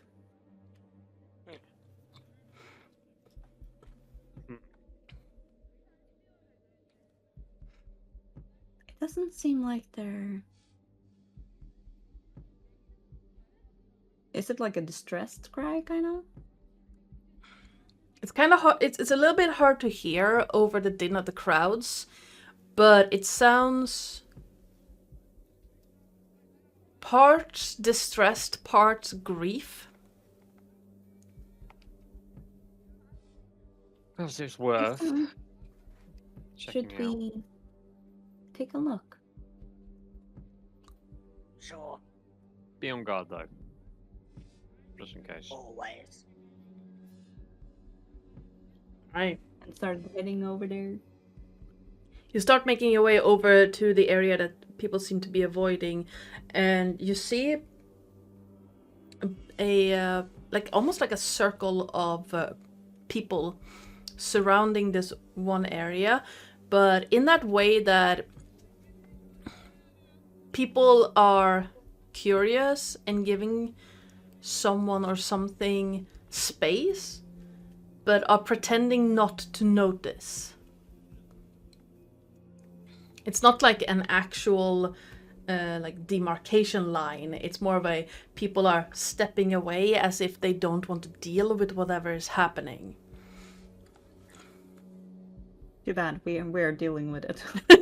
All right. And as you step through the crowds into this space, it's maybe how wide would that be? Maybe 15 feet in diameter. It's not a huge area. And towards the back of this area, towards the wall of a house, you see a woman dressed in leathers and armed. Her hair is tied back into a tight knot. Looks to be a human. And she's currently clutching to her what looks like a person dressed in pale gray robes.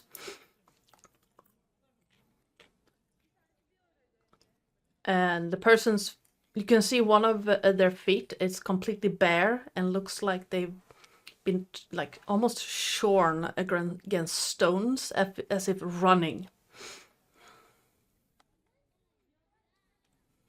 Are they dead? Are you okay? As you ask that, the woman looks up and you can see like her face is just covered in grime and tears. What? Who asked? She will take like a handkerchief out, or you would think it's a handkerchief, but it's actually more bandages. Alright. And she will start cleaning her face. Alright. Think of us Charles. as- While, I'm sorry, while, Falcon? sorry. Nice. Think of us as investigators. While the woman is distracted, can Charles check to see if the robed figure is dead? Yeah, absolutely. She looks at you, Falca, and just. Oh, you too? Right. You were hired as well. Yes, we were hired to investigate disappearances in the city. My brother got in something. He would normally not wear this ridiculous outfit. And Charles, the moment you look towards the figure, you see it's a human male who looks like he saw a ghost and it killed him. Ah. Like, while his eyes are closed, his entire face looks like he has been basically scared to death.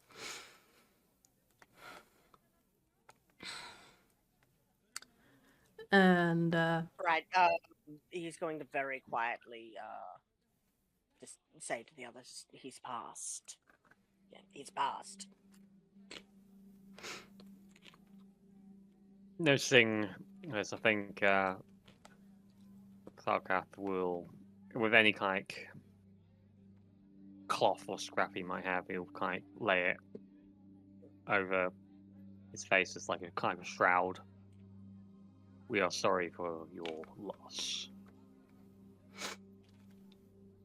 oh, Do you have any information what he did or where he came, how this happened, so that we can prevent this from happening from anyone else? well, you said you were investigators, right? Mm-hmm. Lord Neverember hired me and my brother for this similar thing. He'd heard something about cults in the city. And, well, based on my brother's ridiculous outfit, you can probably draw the conclusion that, yeah, cults. Yeah. He managed to infiltrate one of them, and it didn't go well.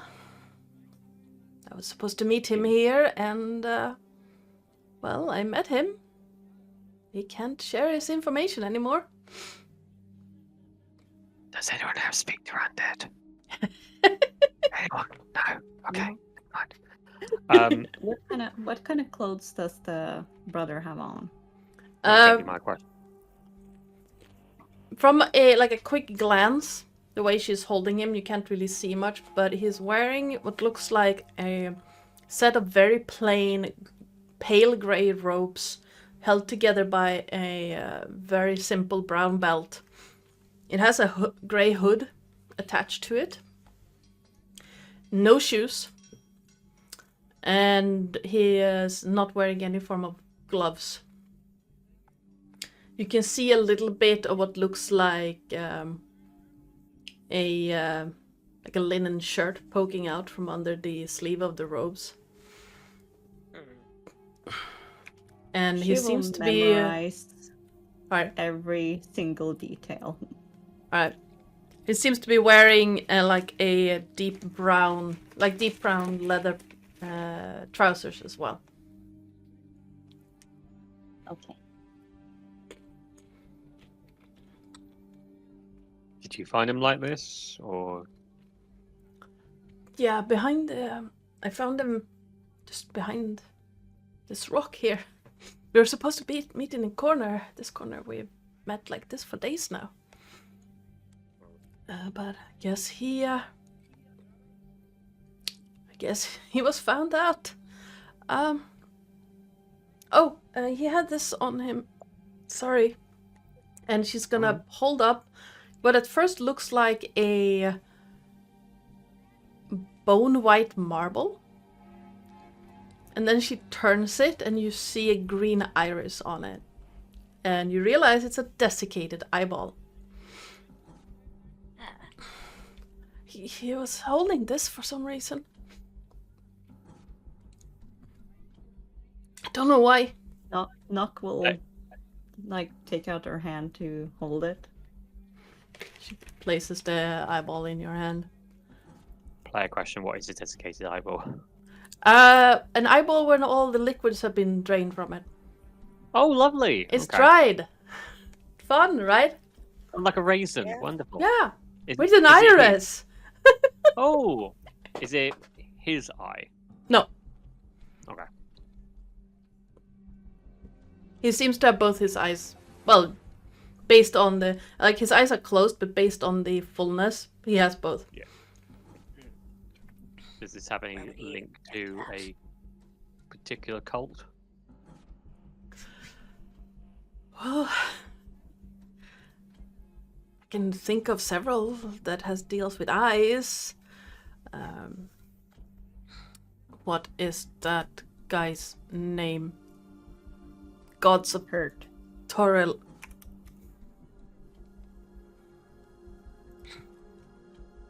Give me list, please. There is a... I don't remember.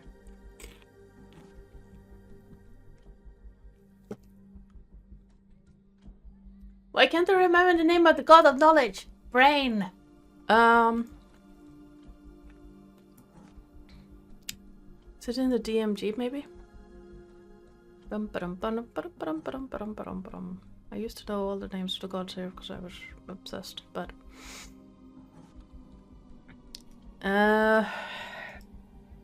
maybe it's in the old one. Please hold. Ogma? That one. Ogma or there is a god of divination as well that I know is mentioned in Candlekeep Mysteries. Savras. Yes, that one. So Ogma, Savras. There are cults dedicated to Ogma or Savras or... well, I can think of one more, but that's ridiculous. He's not a god. Oh, who's that? Well, the Lich Vecna. Yeah. But don't know. I don't care. I'm gonna find who did this, and I'm going to make them pay. Unless I can, maybe I can pay you guys to make them pay for me while I'll bury my brother. And she will, Nock will take her hand with the hand that doesn't have the raisin eye. You don't have to pay us. Hey, what?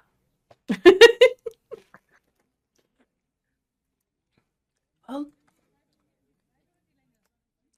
I know that I know Lord Neverember might pay you as well if you bring these people to justice. That's what me and my brother were paid for, after all. Maybe I can put in a good word for you. Maybe he'll pay you more. That would be most appreciated. Well, all right. Now, I hope that you find, and you can see her trying to snap her fingers to find a word. You can find peace, that this will be solved. All right. I hope so.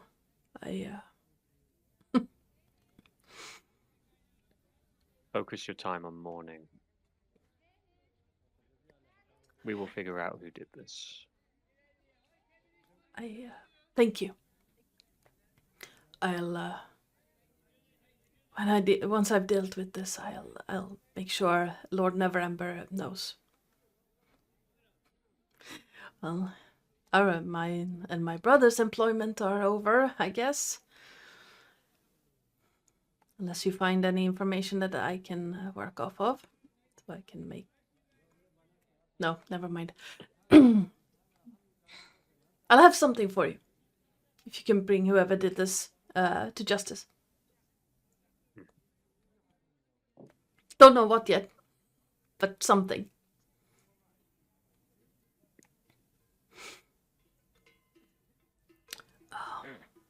Thank you, and I do hope that this won't come back to bite any of us.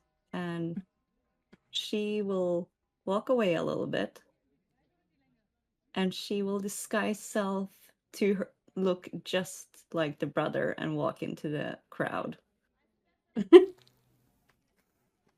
All right. You took the raisin, knock. Yeah. Okay. What are the rest of you doing? Quietly singing.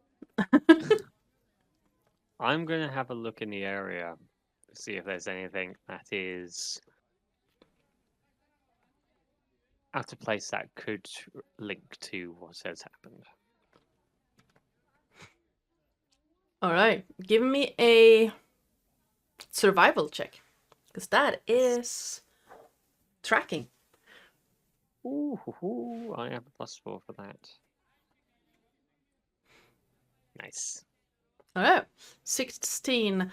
It's kind of hard to tell with as much people as has passed in the past few hours, but eventually you do find the tracks of what looks like human-sized bare feet running, and you do see faint traces of blood in the steps that lead up to where the sister is currently. She's still sitting as if bracing,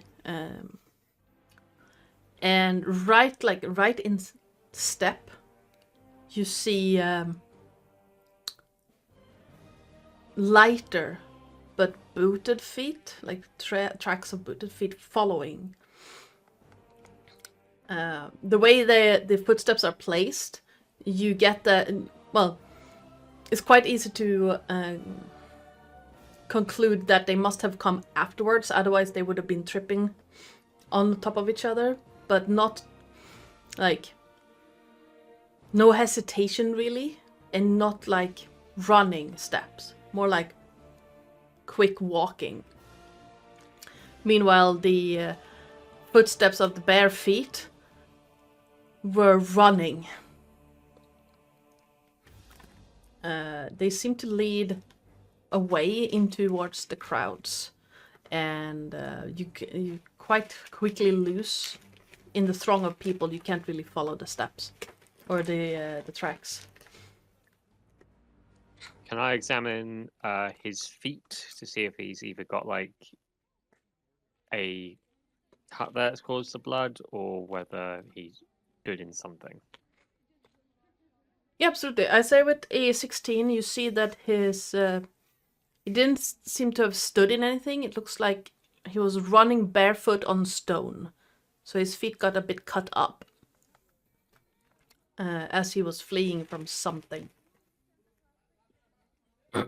He was running from something, from the looks of it. Mm. Someone possibly following. Unfortunately, with all these crowds, it's a bit hard to tell.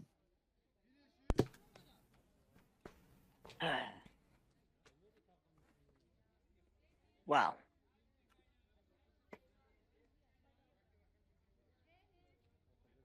Would the stones of the city have done this, or do you think it was like further out, rough tracks, rough stone paths, things like that? He's asking you.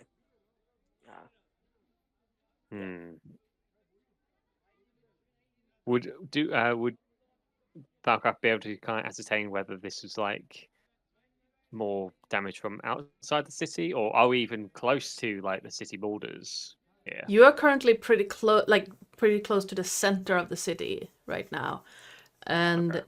quick survey of the cobblestones. Most of them are worn smooth by foot traffic, like centuries of foot traffic. As far as you can tell, even like a human running barefoot on these stones, maybe if there was glass on the ground, but not the rocks themselves. And then it quickly turns, like where they were, it quickly turns into like mud and dirt, which is why you can find the tracks. Yeah.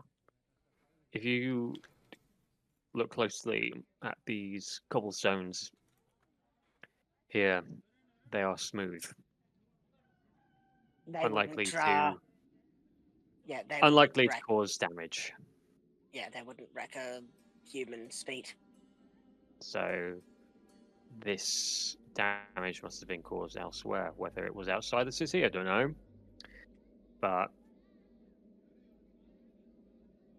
it's rather curious, to say the least.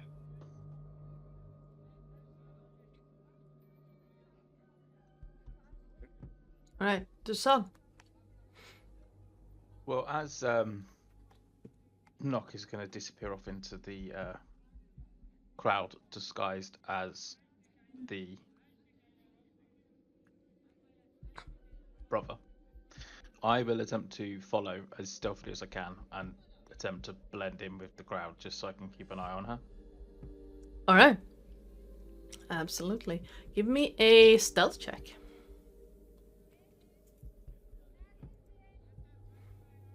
Dirty 20. Yeah. Even with you being blue and most people here being human, you have no problems blending with the crowds. Some people might give you just a side glance and then just shrug and like, yeah, this is a marketplace with traders from all over the Sword Coast. You're just another shopper or trader or merchant or... Weirdo. Yeah, there's so many people here that are from all over the place. You even see a Goliath at some point, and no one seems to pay any mind.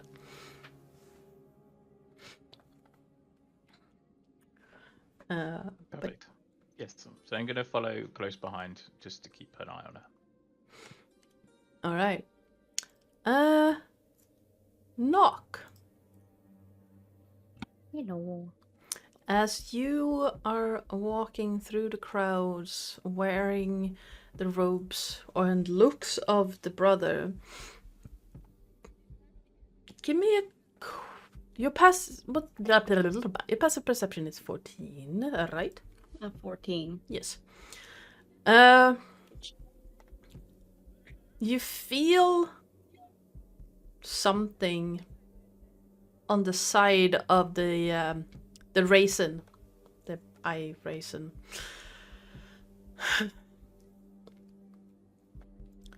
And in like along the side of it, you see text, like tiny text. Can I read it? I don't know, what languages do you speak? Common and Infernal. That I know of.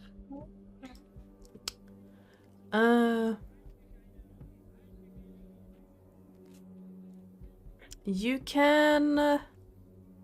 it's not written in Infernal. It's not a language you know, unfortunately. But it looks like text, and it's kind of jagged text.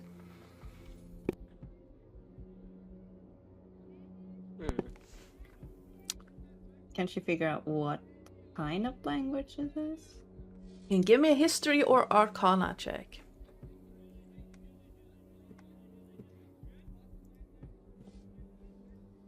9. Kinda reminds you of runes. Not entirely sure which ones though.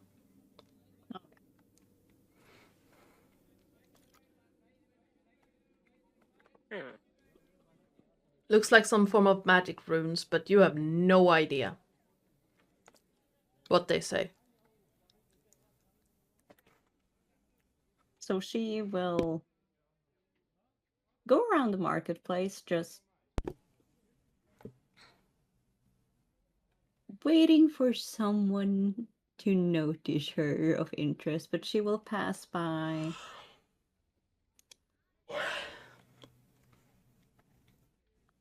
Was it Dusan that was following her? Yeah. Yeah.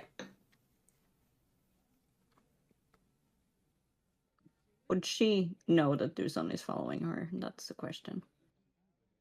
Say with a 20 in stealth? No, unless Dusan makes his presence known, no. He becomes one in the crowd.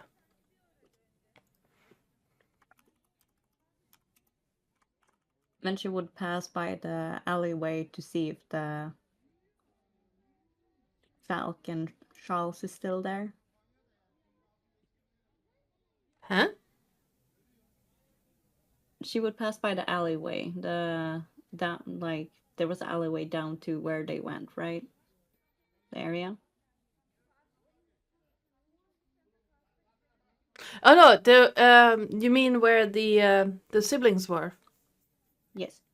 It's not so much an alleyway as market stalls, like in rows, all over the place. Okay. That kind of creates. It kind of sort of an alleyway, more like an aisle situation. You know, like when you go to a really busy market. All of the, like, it's an open space, but all of the market stalls create like walls that you can't pass unless you get Okay, really so creative about it. She would pretend to stop by one of the stalls and wait for Falk or Charles to come by. Yeah.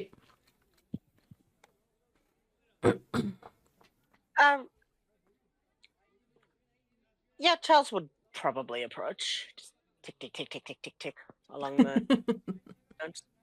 No. And she would sneakily give him the eye. Gross. Can you read? I can read. Is Can you it read? Elvish or Sylvan? It is not.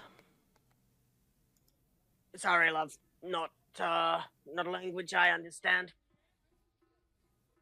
And maybe ask the 2 others we have? Sure thing. And he'll take it over to. I'll keep walking around to see if I get someone's interest. Yeah, he'll take it over to Dusan. You're the other one that's not scrabbling about after Knock, right? Well, No, Falk. yes, but Dusan is hidden in the crowd somewhere, just keeping an eye. Falk is the one you're So Falk. thinking of, yes. So he'll wander over to Falk, just tug on your clothes. Just, hey, did you read this? Hand you the raisin.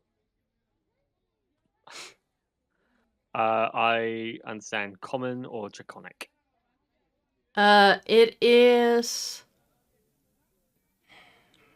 It's neither of those. Anyone who handles the eye can give me an Arcana or History check if you want.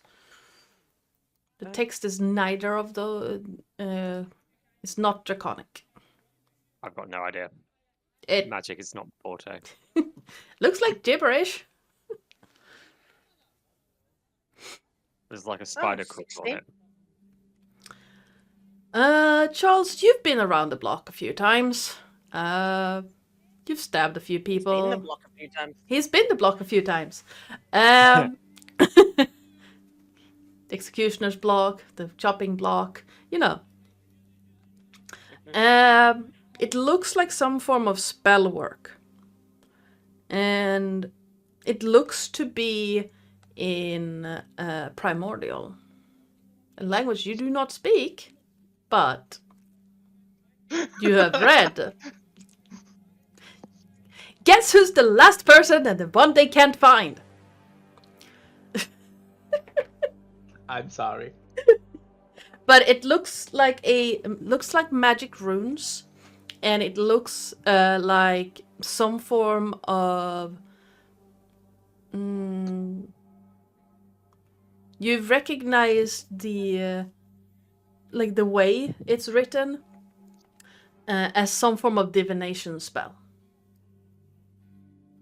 but you don't understand it. He would relay that. Just, we need to find someone that speaks primordial, and our best candidate's chuffed off somewhere. So,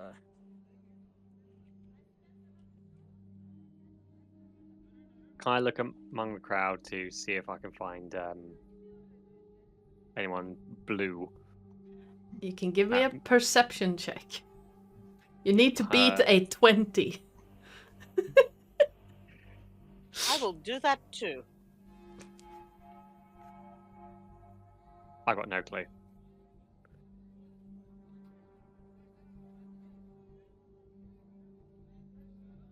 So So close. close. But So fucking close. Can I do the help action?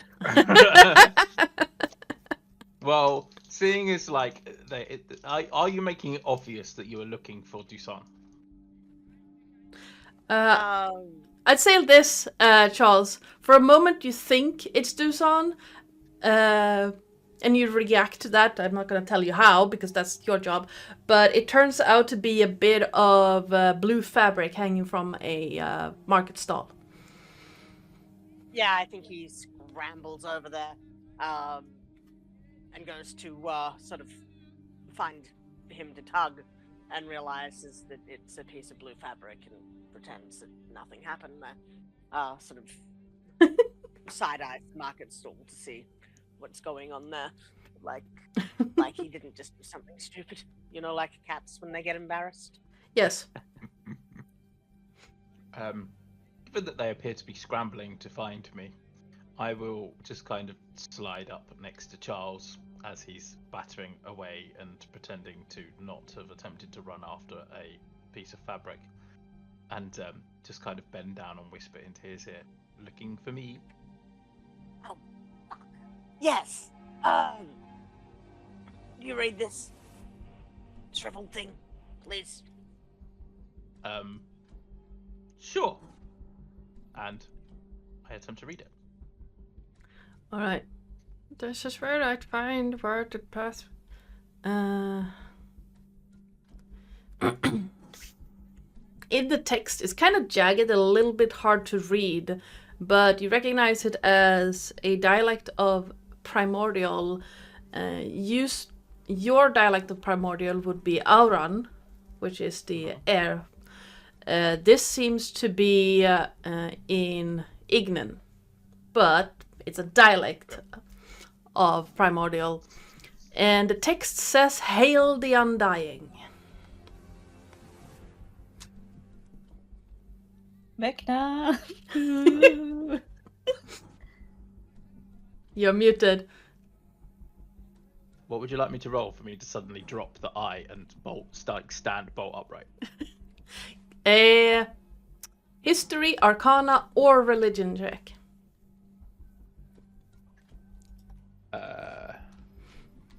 Religion it is. Oh no. 13. It takes you good 20 seconds to make the connection between what was mentioned by the scout. You have a desiccated eye and undead. But eventually it just clicks and you realize that whatever this cult is, probably dedicated to Vecna, the Archlich. Yes.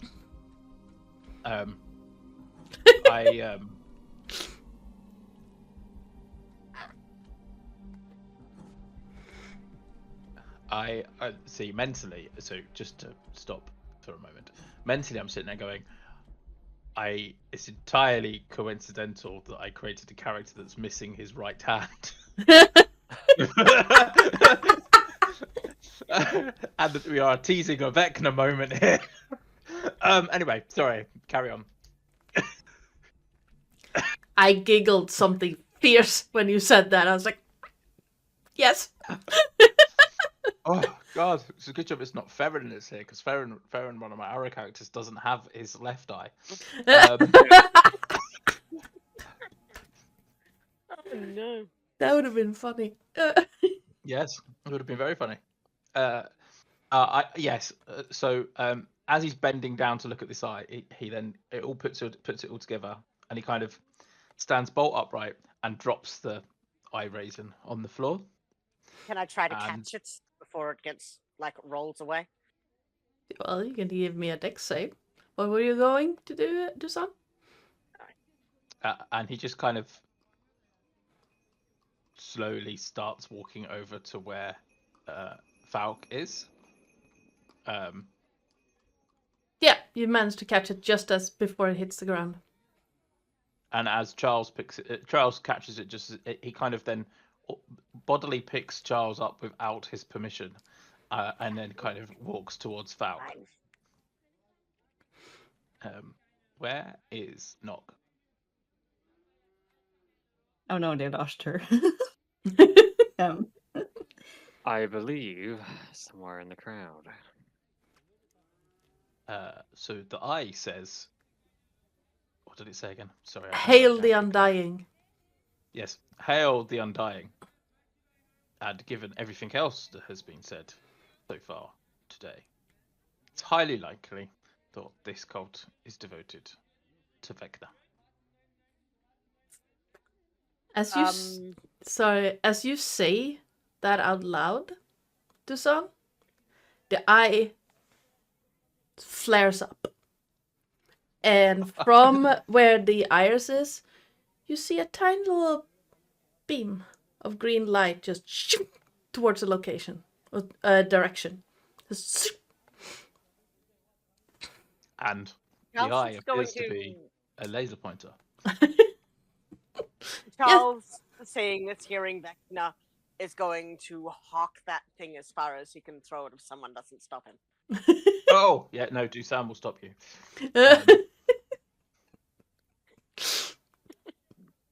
Give me the eye. I'll hold it while you deal with him. Will you eat it? Hmm? Well, I mean, the last time I gave an eye to a Dragonborn, they decided to eat it, so I'm just asking, just in preparation for... I will refrain from eating the raisin eye. Good. You'll also refrain from scratching out one of your own eyes and replacing it just in case, right? What? That sounds oddly specific. Did that genuinely happen? No, I've just heard stories. Okay. No, I'm not planning on that either. Good. I have some real concerns about your friends. Well, Vecna is technically the ultimate prize for someone of my order. To join or kill. To put to rest. Ah. Makes sense. My order's role is to make sure that those that are undead go back to death, so to speak. Noble of you. Yes. We should probably find Nock before she gets herself into trouble, Or and then use the eye to go and confront the cult. Okay. Sounds wise to me. As you move through the crowds, you can see the beam move slightly towards one specific direction. No matter how you move, the eye turns to have that beam show a specific location or a specific direction.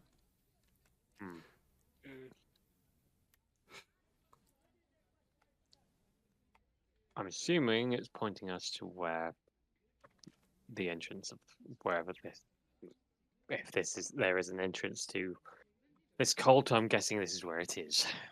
I'd imagine so.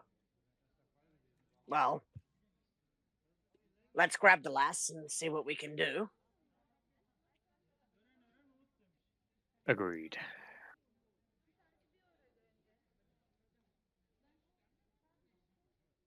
We proceed to Alright. look. Right, Nock. Hello. Hello. What are you up to? Walking around in the crowd. All right. Walking around. As a human. Are you being stealthy about it, or are you being very open about it? I would believe she would go a little bit stealthy since the guy in the alleyway / aisle 4 was dead. Yep. So a little bit like stealthy-ish. All right. Give me a stealth check.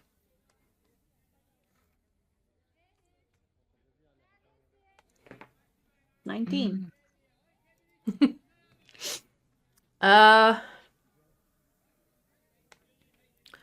those of you who are looking for Nock, give me a perception check. If your average reaches over 19, you find her pretty easy.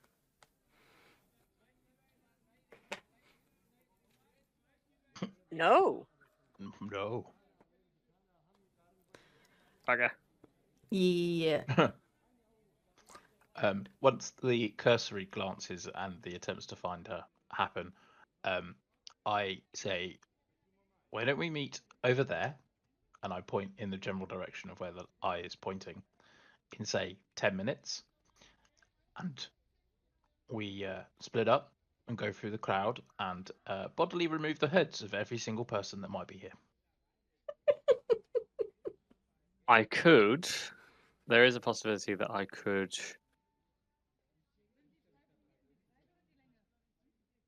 maybe spread the crowd out a little bit to maybe help locating her. As you see, this smoke starts coming out of his mouth.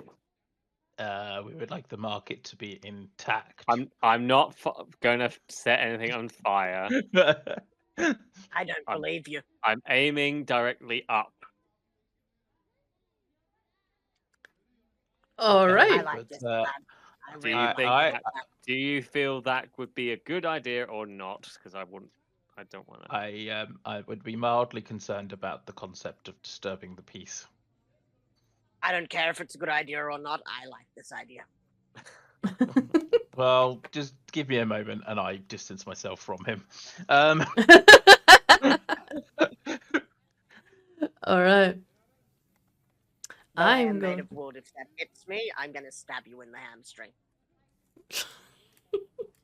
I will refrain from this idea for now. Then I will save it for when it's needed.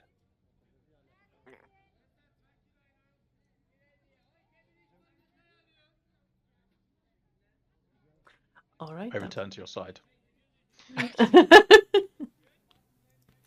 All right. So are you going with the Can pull the not hoods? tell that they're looking for her. I mean, you haven't seen your companions for a good few minutes now, or heard anything from them, so something is up. And no one has She'll keep walking been. around. No one has been looking for her, according to her. So Actually, I've got an idea. I can. So I have 2 goes at magic awareness. If Mhm. she has a ping on her and she's within 60 feet, I can. she has the sky self up. Would that I think that would actually. Let's see. Falkath. That be read the ability. magic awareness as an action? You can open your awareness to the presence of concentrated magic until the end of your next turn. You know the location of any spell or magic item within 60 feet of you that isn't behind total cover. When you sense a spell, you learn which school of magic it belongs to.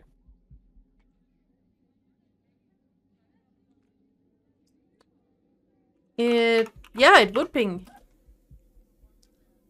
Market isn't that like it unless 60 feet is 20 meters. Yeah, you would sense.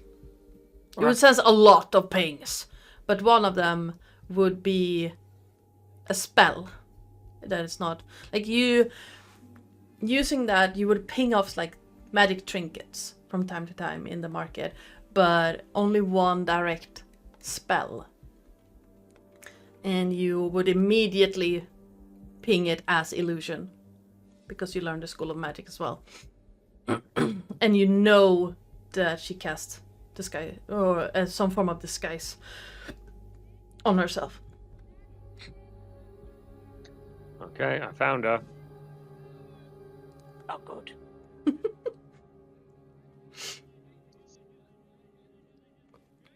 And yeah, after that, it doesn't take that long to find the grey-robed person that looked significantly like a person you just saw dead.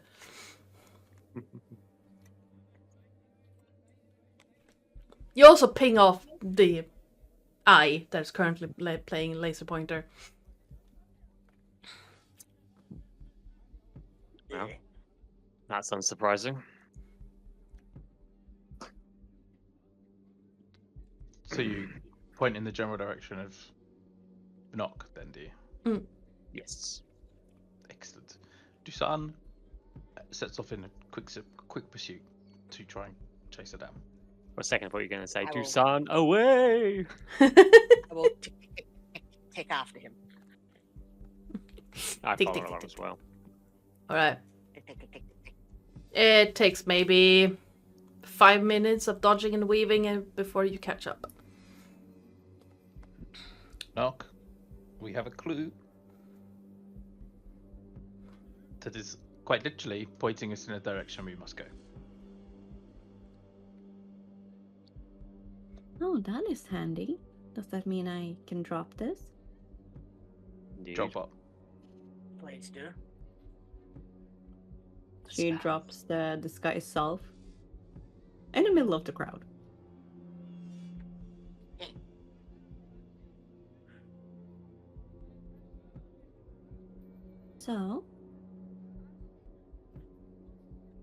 So, We go where this is pointing. yes. Alright. Oh, isn't that neat? And she will pick up the raisin. I'm really struggling to come up with an eye-based pun. So I how can't see- did I you can't see one manage to anywhere. get it to work? We said the name of A the cult. certain entity. Yes.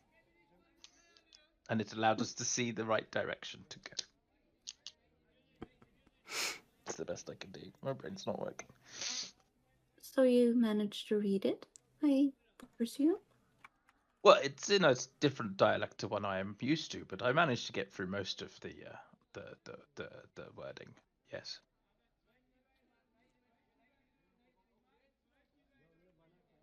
And Well, it says what did it say again? I didn't write it down. Fuck's sake. Hail the Oh, hail the dead. undying. Hail the undying. That's it. Hail the undying.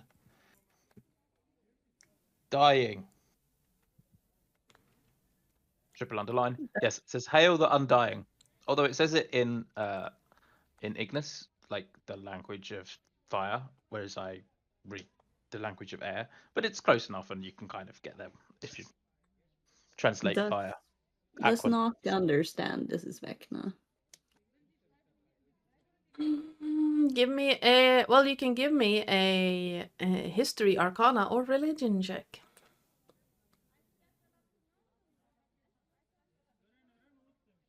Curse this dice.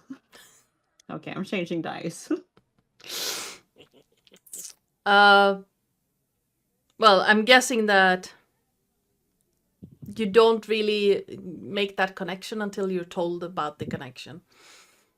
Yeah. Yes. So the conclusion we came to was that it may or may not be well. It's probably related to Vecna, and when I said that word, it kind of turned into a Candlekeep bauble, A what now? Christmassy bauble, and like a midwinter bauble thing. Oh, Yes. I hate midwinter. Why would you hate midwinter? It's like surely it's the Because I'll perfect be time of year. I'll be wandering around or sitting there minding my own business, and some poor schlep will come by, see a dolly, grab me by the hair, yank me away from wherever the fuck I'm doing, and stick me under some decorated, shiny fucking tree for their child. And I hate it. Fair, but surely that makes it a perfect opportunity for you to murder people, because you just dress up as one of those lovely little dollies that goes underneath the trees and I mean, murder people. I've been known to use my appearance as a means to an end, yes, but it's not nice to just randomly yank a guy off the street to give to a child.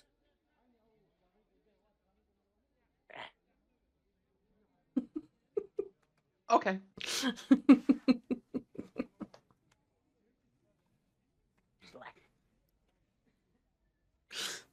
Right. And as we start, like, are we starting to head to where the laser pointer is pointing?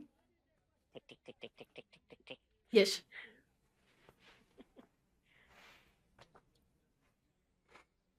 So, who's walking first? Whoever's Uh, holding that, I take it. I Hard believe, pass. yeah, I believe you got the eye currently.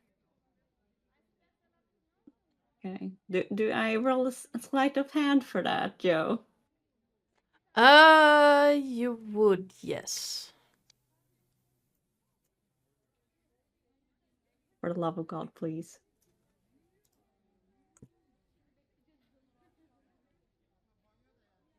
And that's a 14.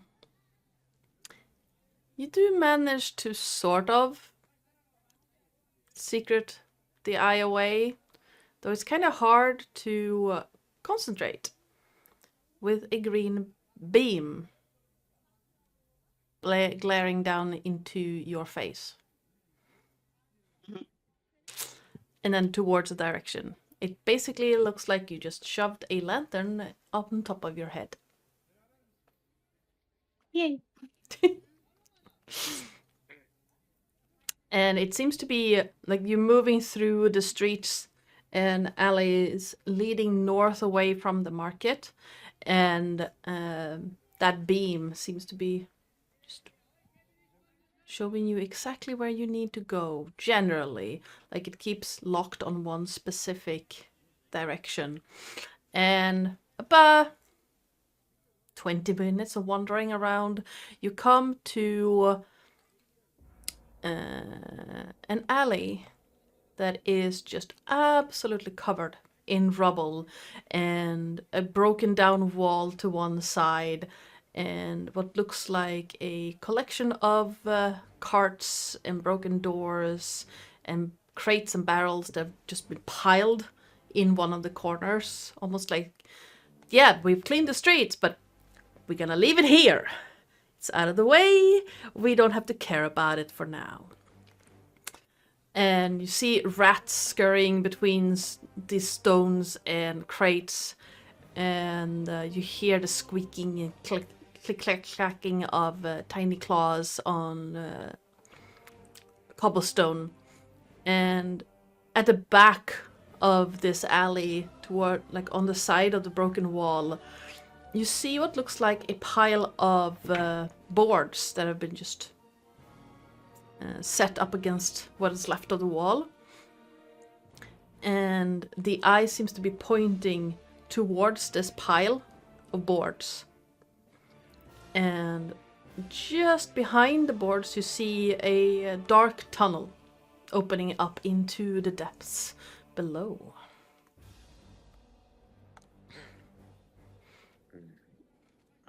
This I looks do not have promising. dark vision.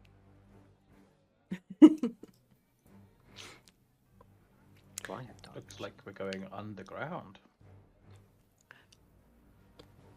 Now, the opening itself is extremely narrow.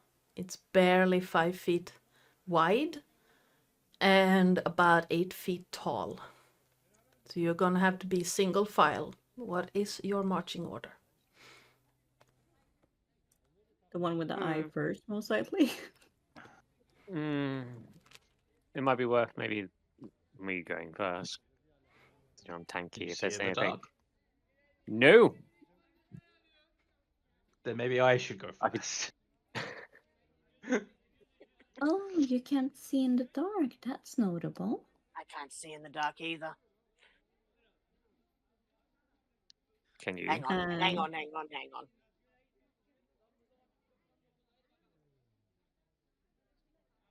I have a hooded lantern, so he'll actually light the hooded lantern and hand it to whoever's going first.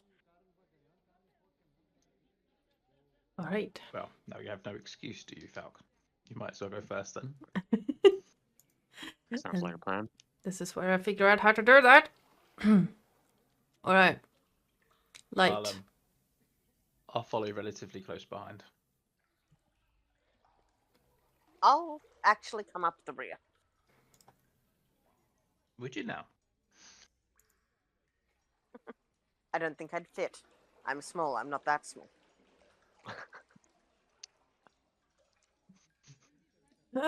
She will light up her bullseye lantern and give it to Falk. 2 lanterns. Okay.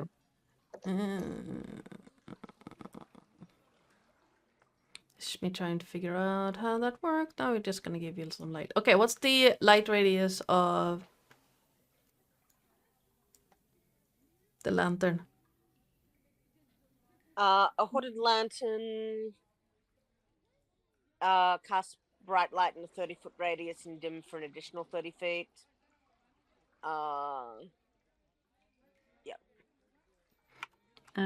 The bullseye lantern burns oil as fuel to cast bright light in a 60 feet cone. And a dim light for an additional 60 feet. All right. She's prepared. Okay. Which people have lanterns at this point? Falk. And Charles? Or... Yeah, if Falk's got the bullseye, I'll keep the hood and sort of be up the rear with that, just so the party has light behind them. Okay, who's right behind Falk? You saw. All right. Well, I'm gonna place you on the map then. If it wants to load sometime this century.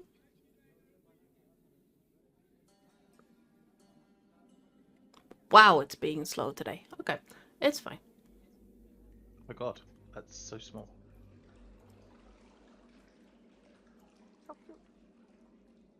Yeah, you're gonna have to zoom in a lot.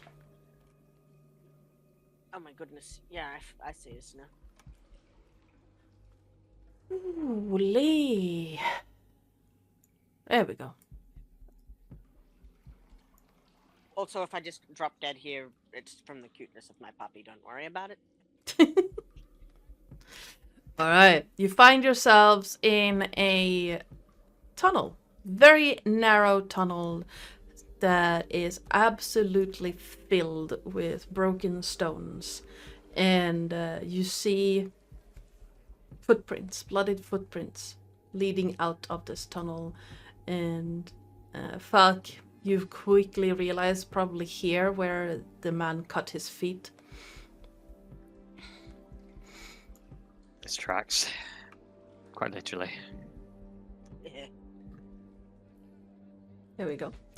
The tunnel turns in a rather narrow angle further in.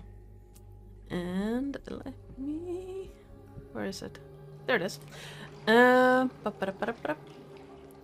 Now, the ceiling in here is about 10 feet tall, and it seems to have been rather recently cut out. And as you move down into the area, you see further, like you get to an area with a lot. What is making that sound? Oh! Me? Shit! I forgot they do that. Never mind. It's another experimental thing. Thank you. Jimmy, move. Oh, maps with its own sound. Yes! That's pretty cool. It is very cool. As you wander Although down, you do find a space where water has been flowing in from somewhere deeper underground. And along the walls here, you see wall sconces with torches in them. Some of the torches have burnt down, but 3 of them are still burning, creating a very dim light in this chamber. The water seems to be lapping along the edge of what looks like a basin. Judging by the fact that you can see the bottom, it's probably maybe at most 3 feet deep. It's going to be annoying for most of your party to get through that, but not impossible. I don't need to breathe. Because you're made of wood, why don't you just float? I mean, I can swim. Wow. It's okay, I don't need to breathe either. How deep is it again? It's about 3 feet deep. And Which is about as deep as Charles is tall. And Falkath, as you move further into the room, down in this corner, you see what looks like a passage that has been collapsed.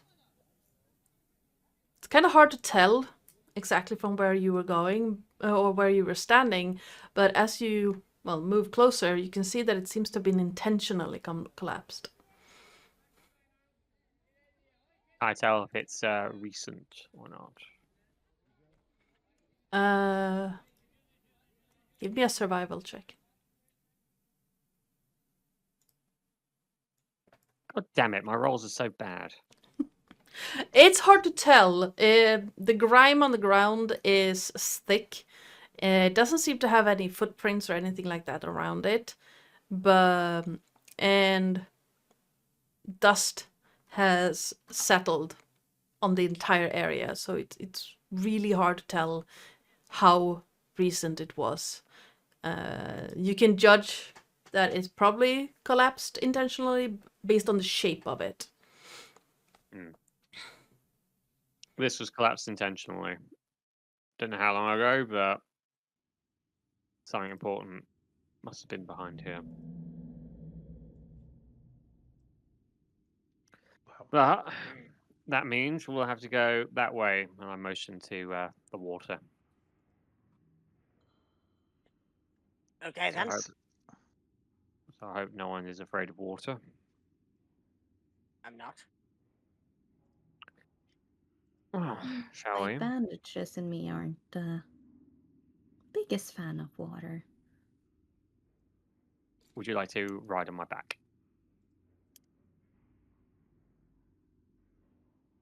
It would be very appreciated.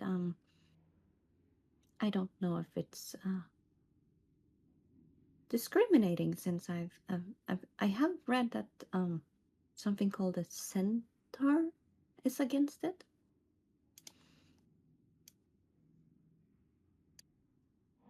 Though I have no idea what it is.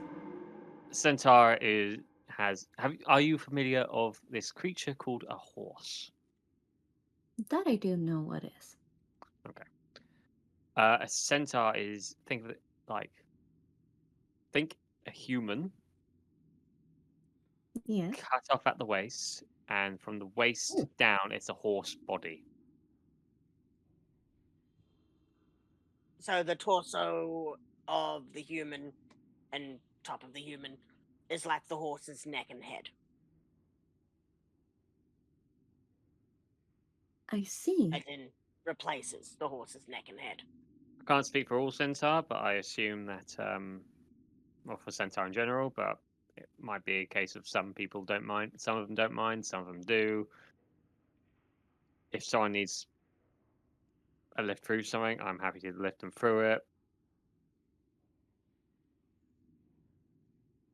Fine. Just mind the horns. I don't want to poke your eye out. Of course. Two. To Sun, as they are discussing this and are about to set foot in the water, something weird about the water. It seems to be moving and rippling in strange ways. You barely notice it.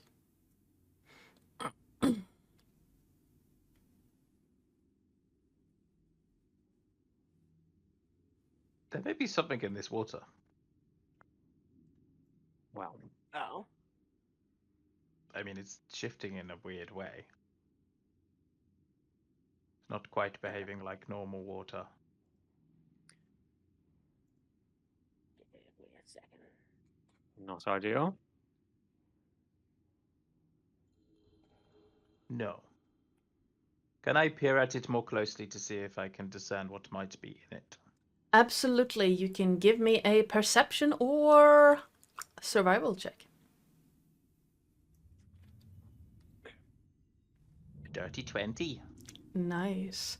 As you peer at it more closely, you do see this odd pattern showing up from time to time, almost like serpentine in nature, moving through it and then bunching up and becoming like a blob that bobs in the waters and then turning into a ripple, like a tiny little maelstrom moving around before turning back into that serpentine body and moving away.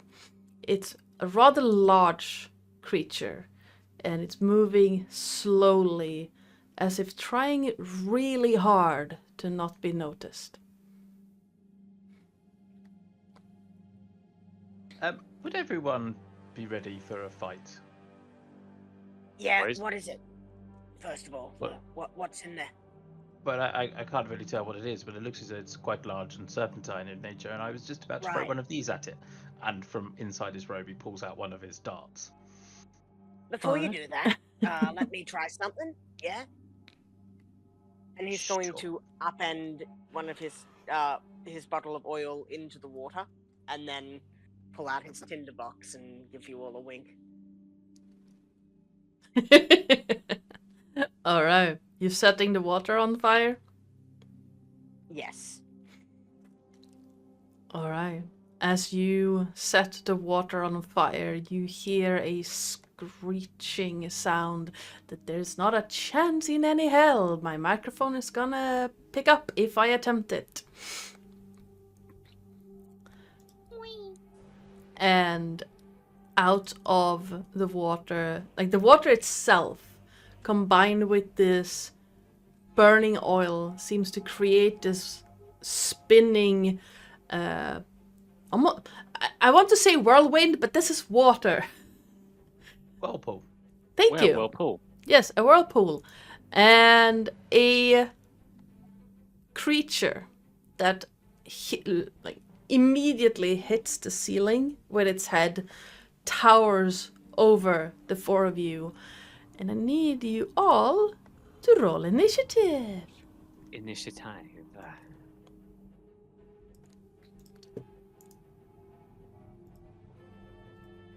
Nice. Now you get a decent roll. That's Now I get enough, a terrible roll. I changed my die. With these dice I use, when I rolled a 20, the dragon, the red dragon from D&D movie, Mhm. Thorm of appeared and just roared and flew off. Yes. It does that once I roll. When I roll. I don't have the mimic ones, but I have a set that on a I think it's the natural one, it turns into a mimic and goes chomp. I love that one. Alright. This is just odd to me. Charles, could you roll me a D4, please? Yes.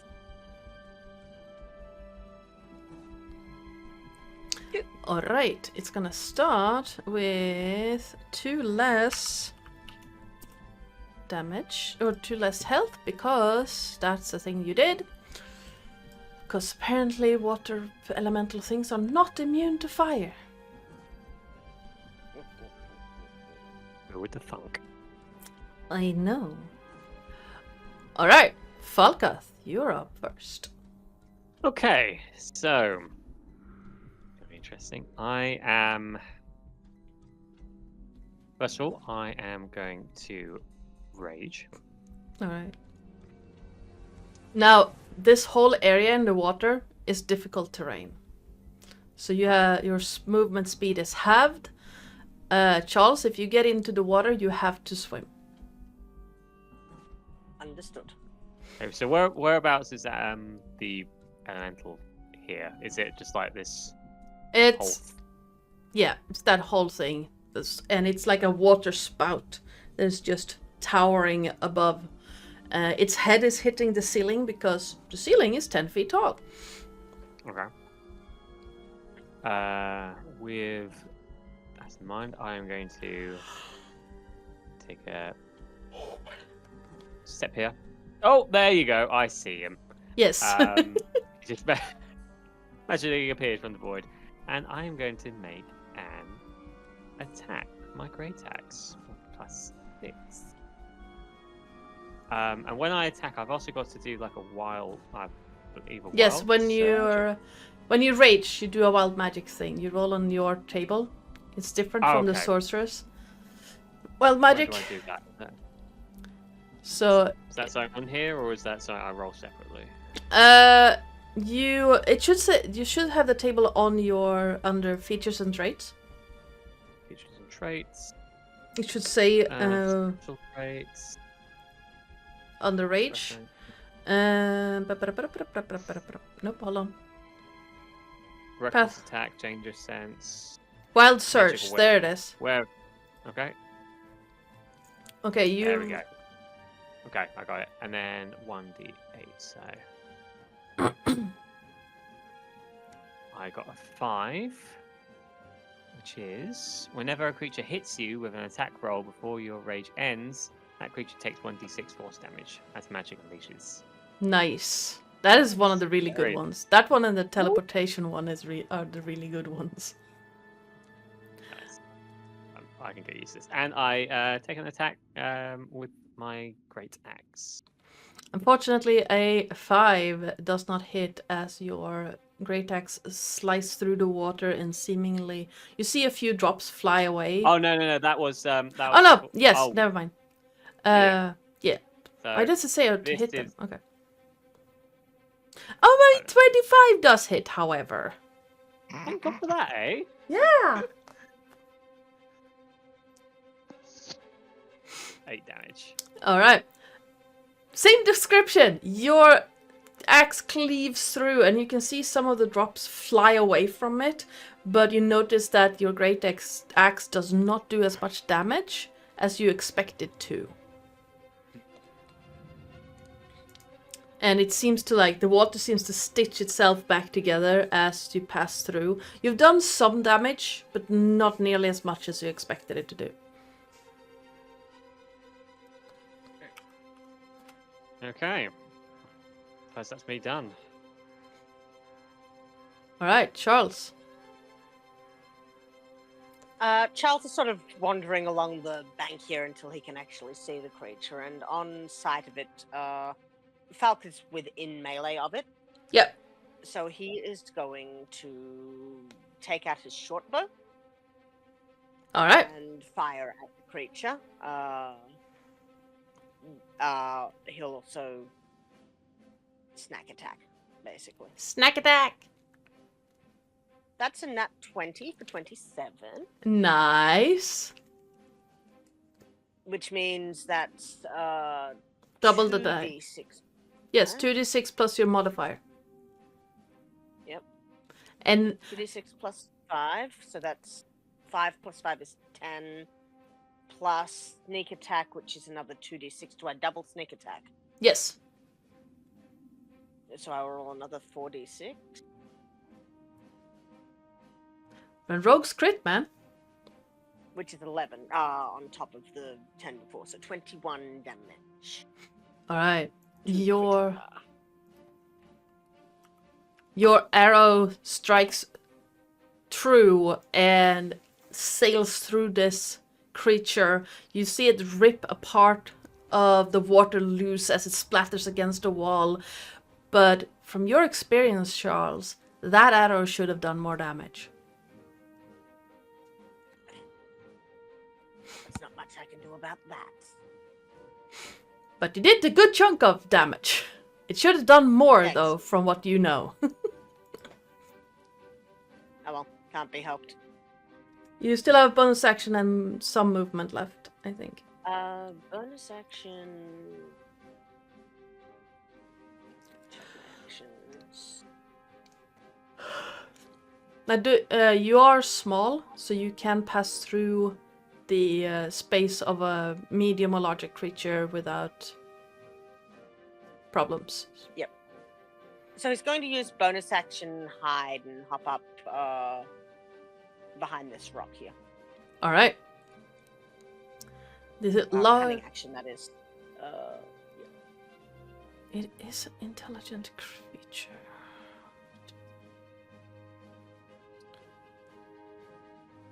All right. The large creature is going to try and smack you, Falkath. And it's going to... That is a dirty 20 to hit. Yes, it just hits. It does hit, sorry. All right. That is... Ooh! 19 bludgeoning damage, halved because you're raging. So 9 bludgeoning damage, and you are as it wraps itself around Falcath, you feel whatever this is start to constrict around you. And like your arms are locked down next to your sides. But it takes damage as well. Yes, 1d6. 1d6 force So- damage. Yay. Every little helps, as they say. Yep. You hear it hiss in some language you don't know. Dusan, you hear spicy.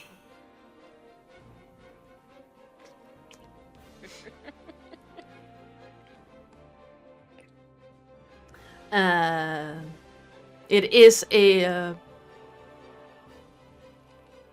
yeah. And then Falcath, you feel water droplets on your head just start falling down from the creature above you. Dusan.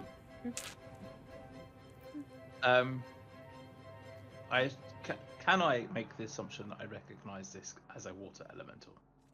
Yes, it's some form of water elemental creature. It came from water. It's currently restricting Falcath, and it spoke in Aquan. Excellent. Can I call out to it and say, "Oh, guardian of the weird underground pond, can you put my friend down and allow us to pass?" What is in it for me? We could transport you out to the sea. I am tired of grime. How would you transport me? Well, if we explore this underground area further, I'm sure we will find that it connects to a sewer of some sort, and then we can kind of find you a passage from there to the sea.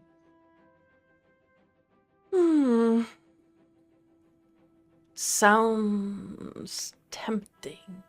Give me a persuasion check. Sure.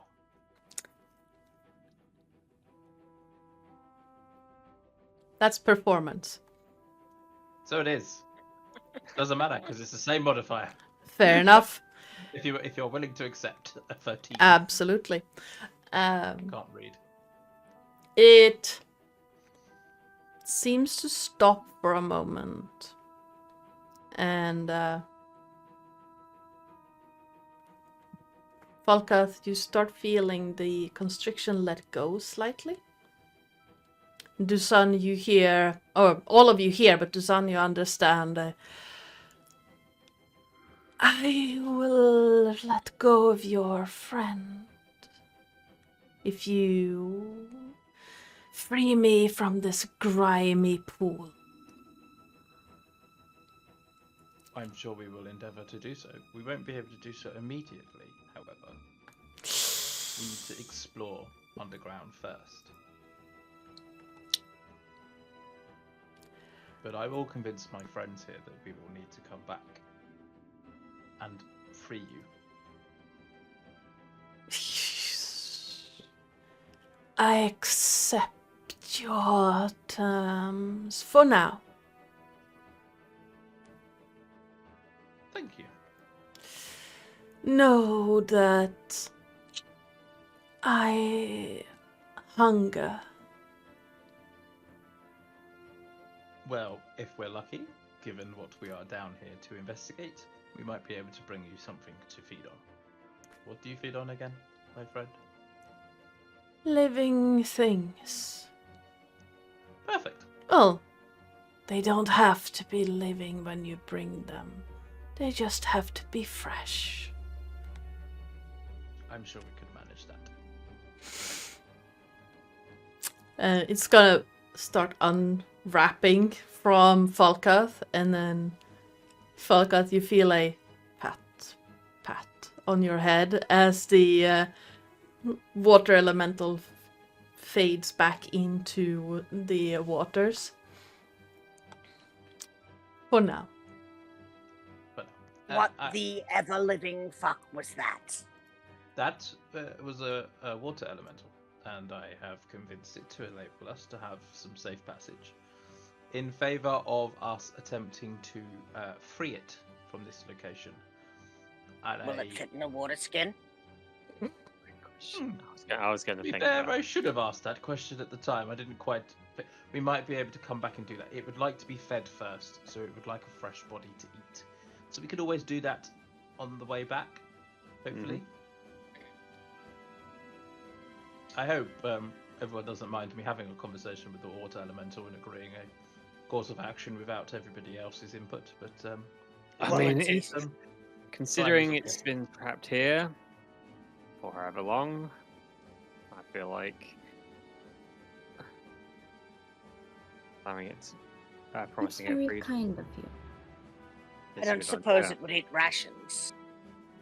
no, it was quite explicit. It required flesh, fresh flesh. Say that 5 times fast. Flesh, fresh, flesh, fresh, flesh, fresh, flesh, fresh, let flesh. God. And thank you, little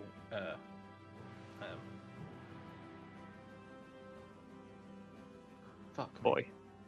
Noctera.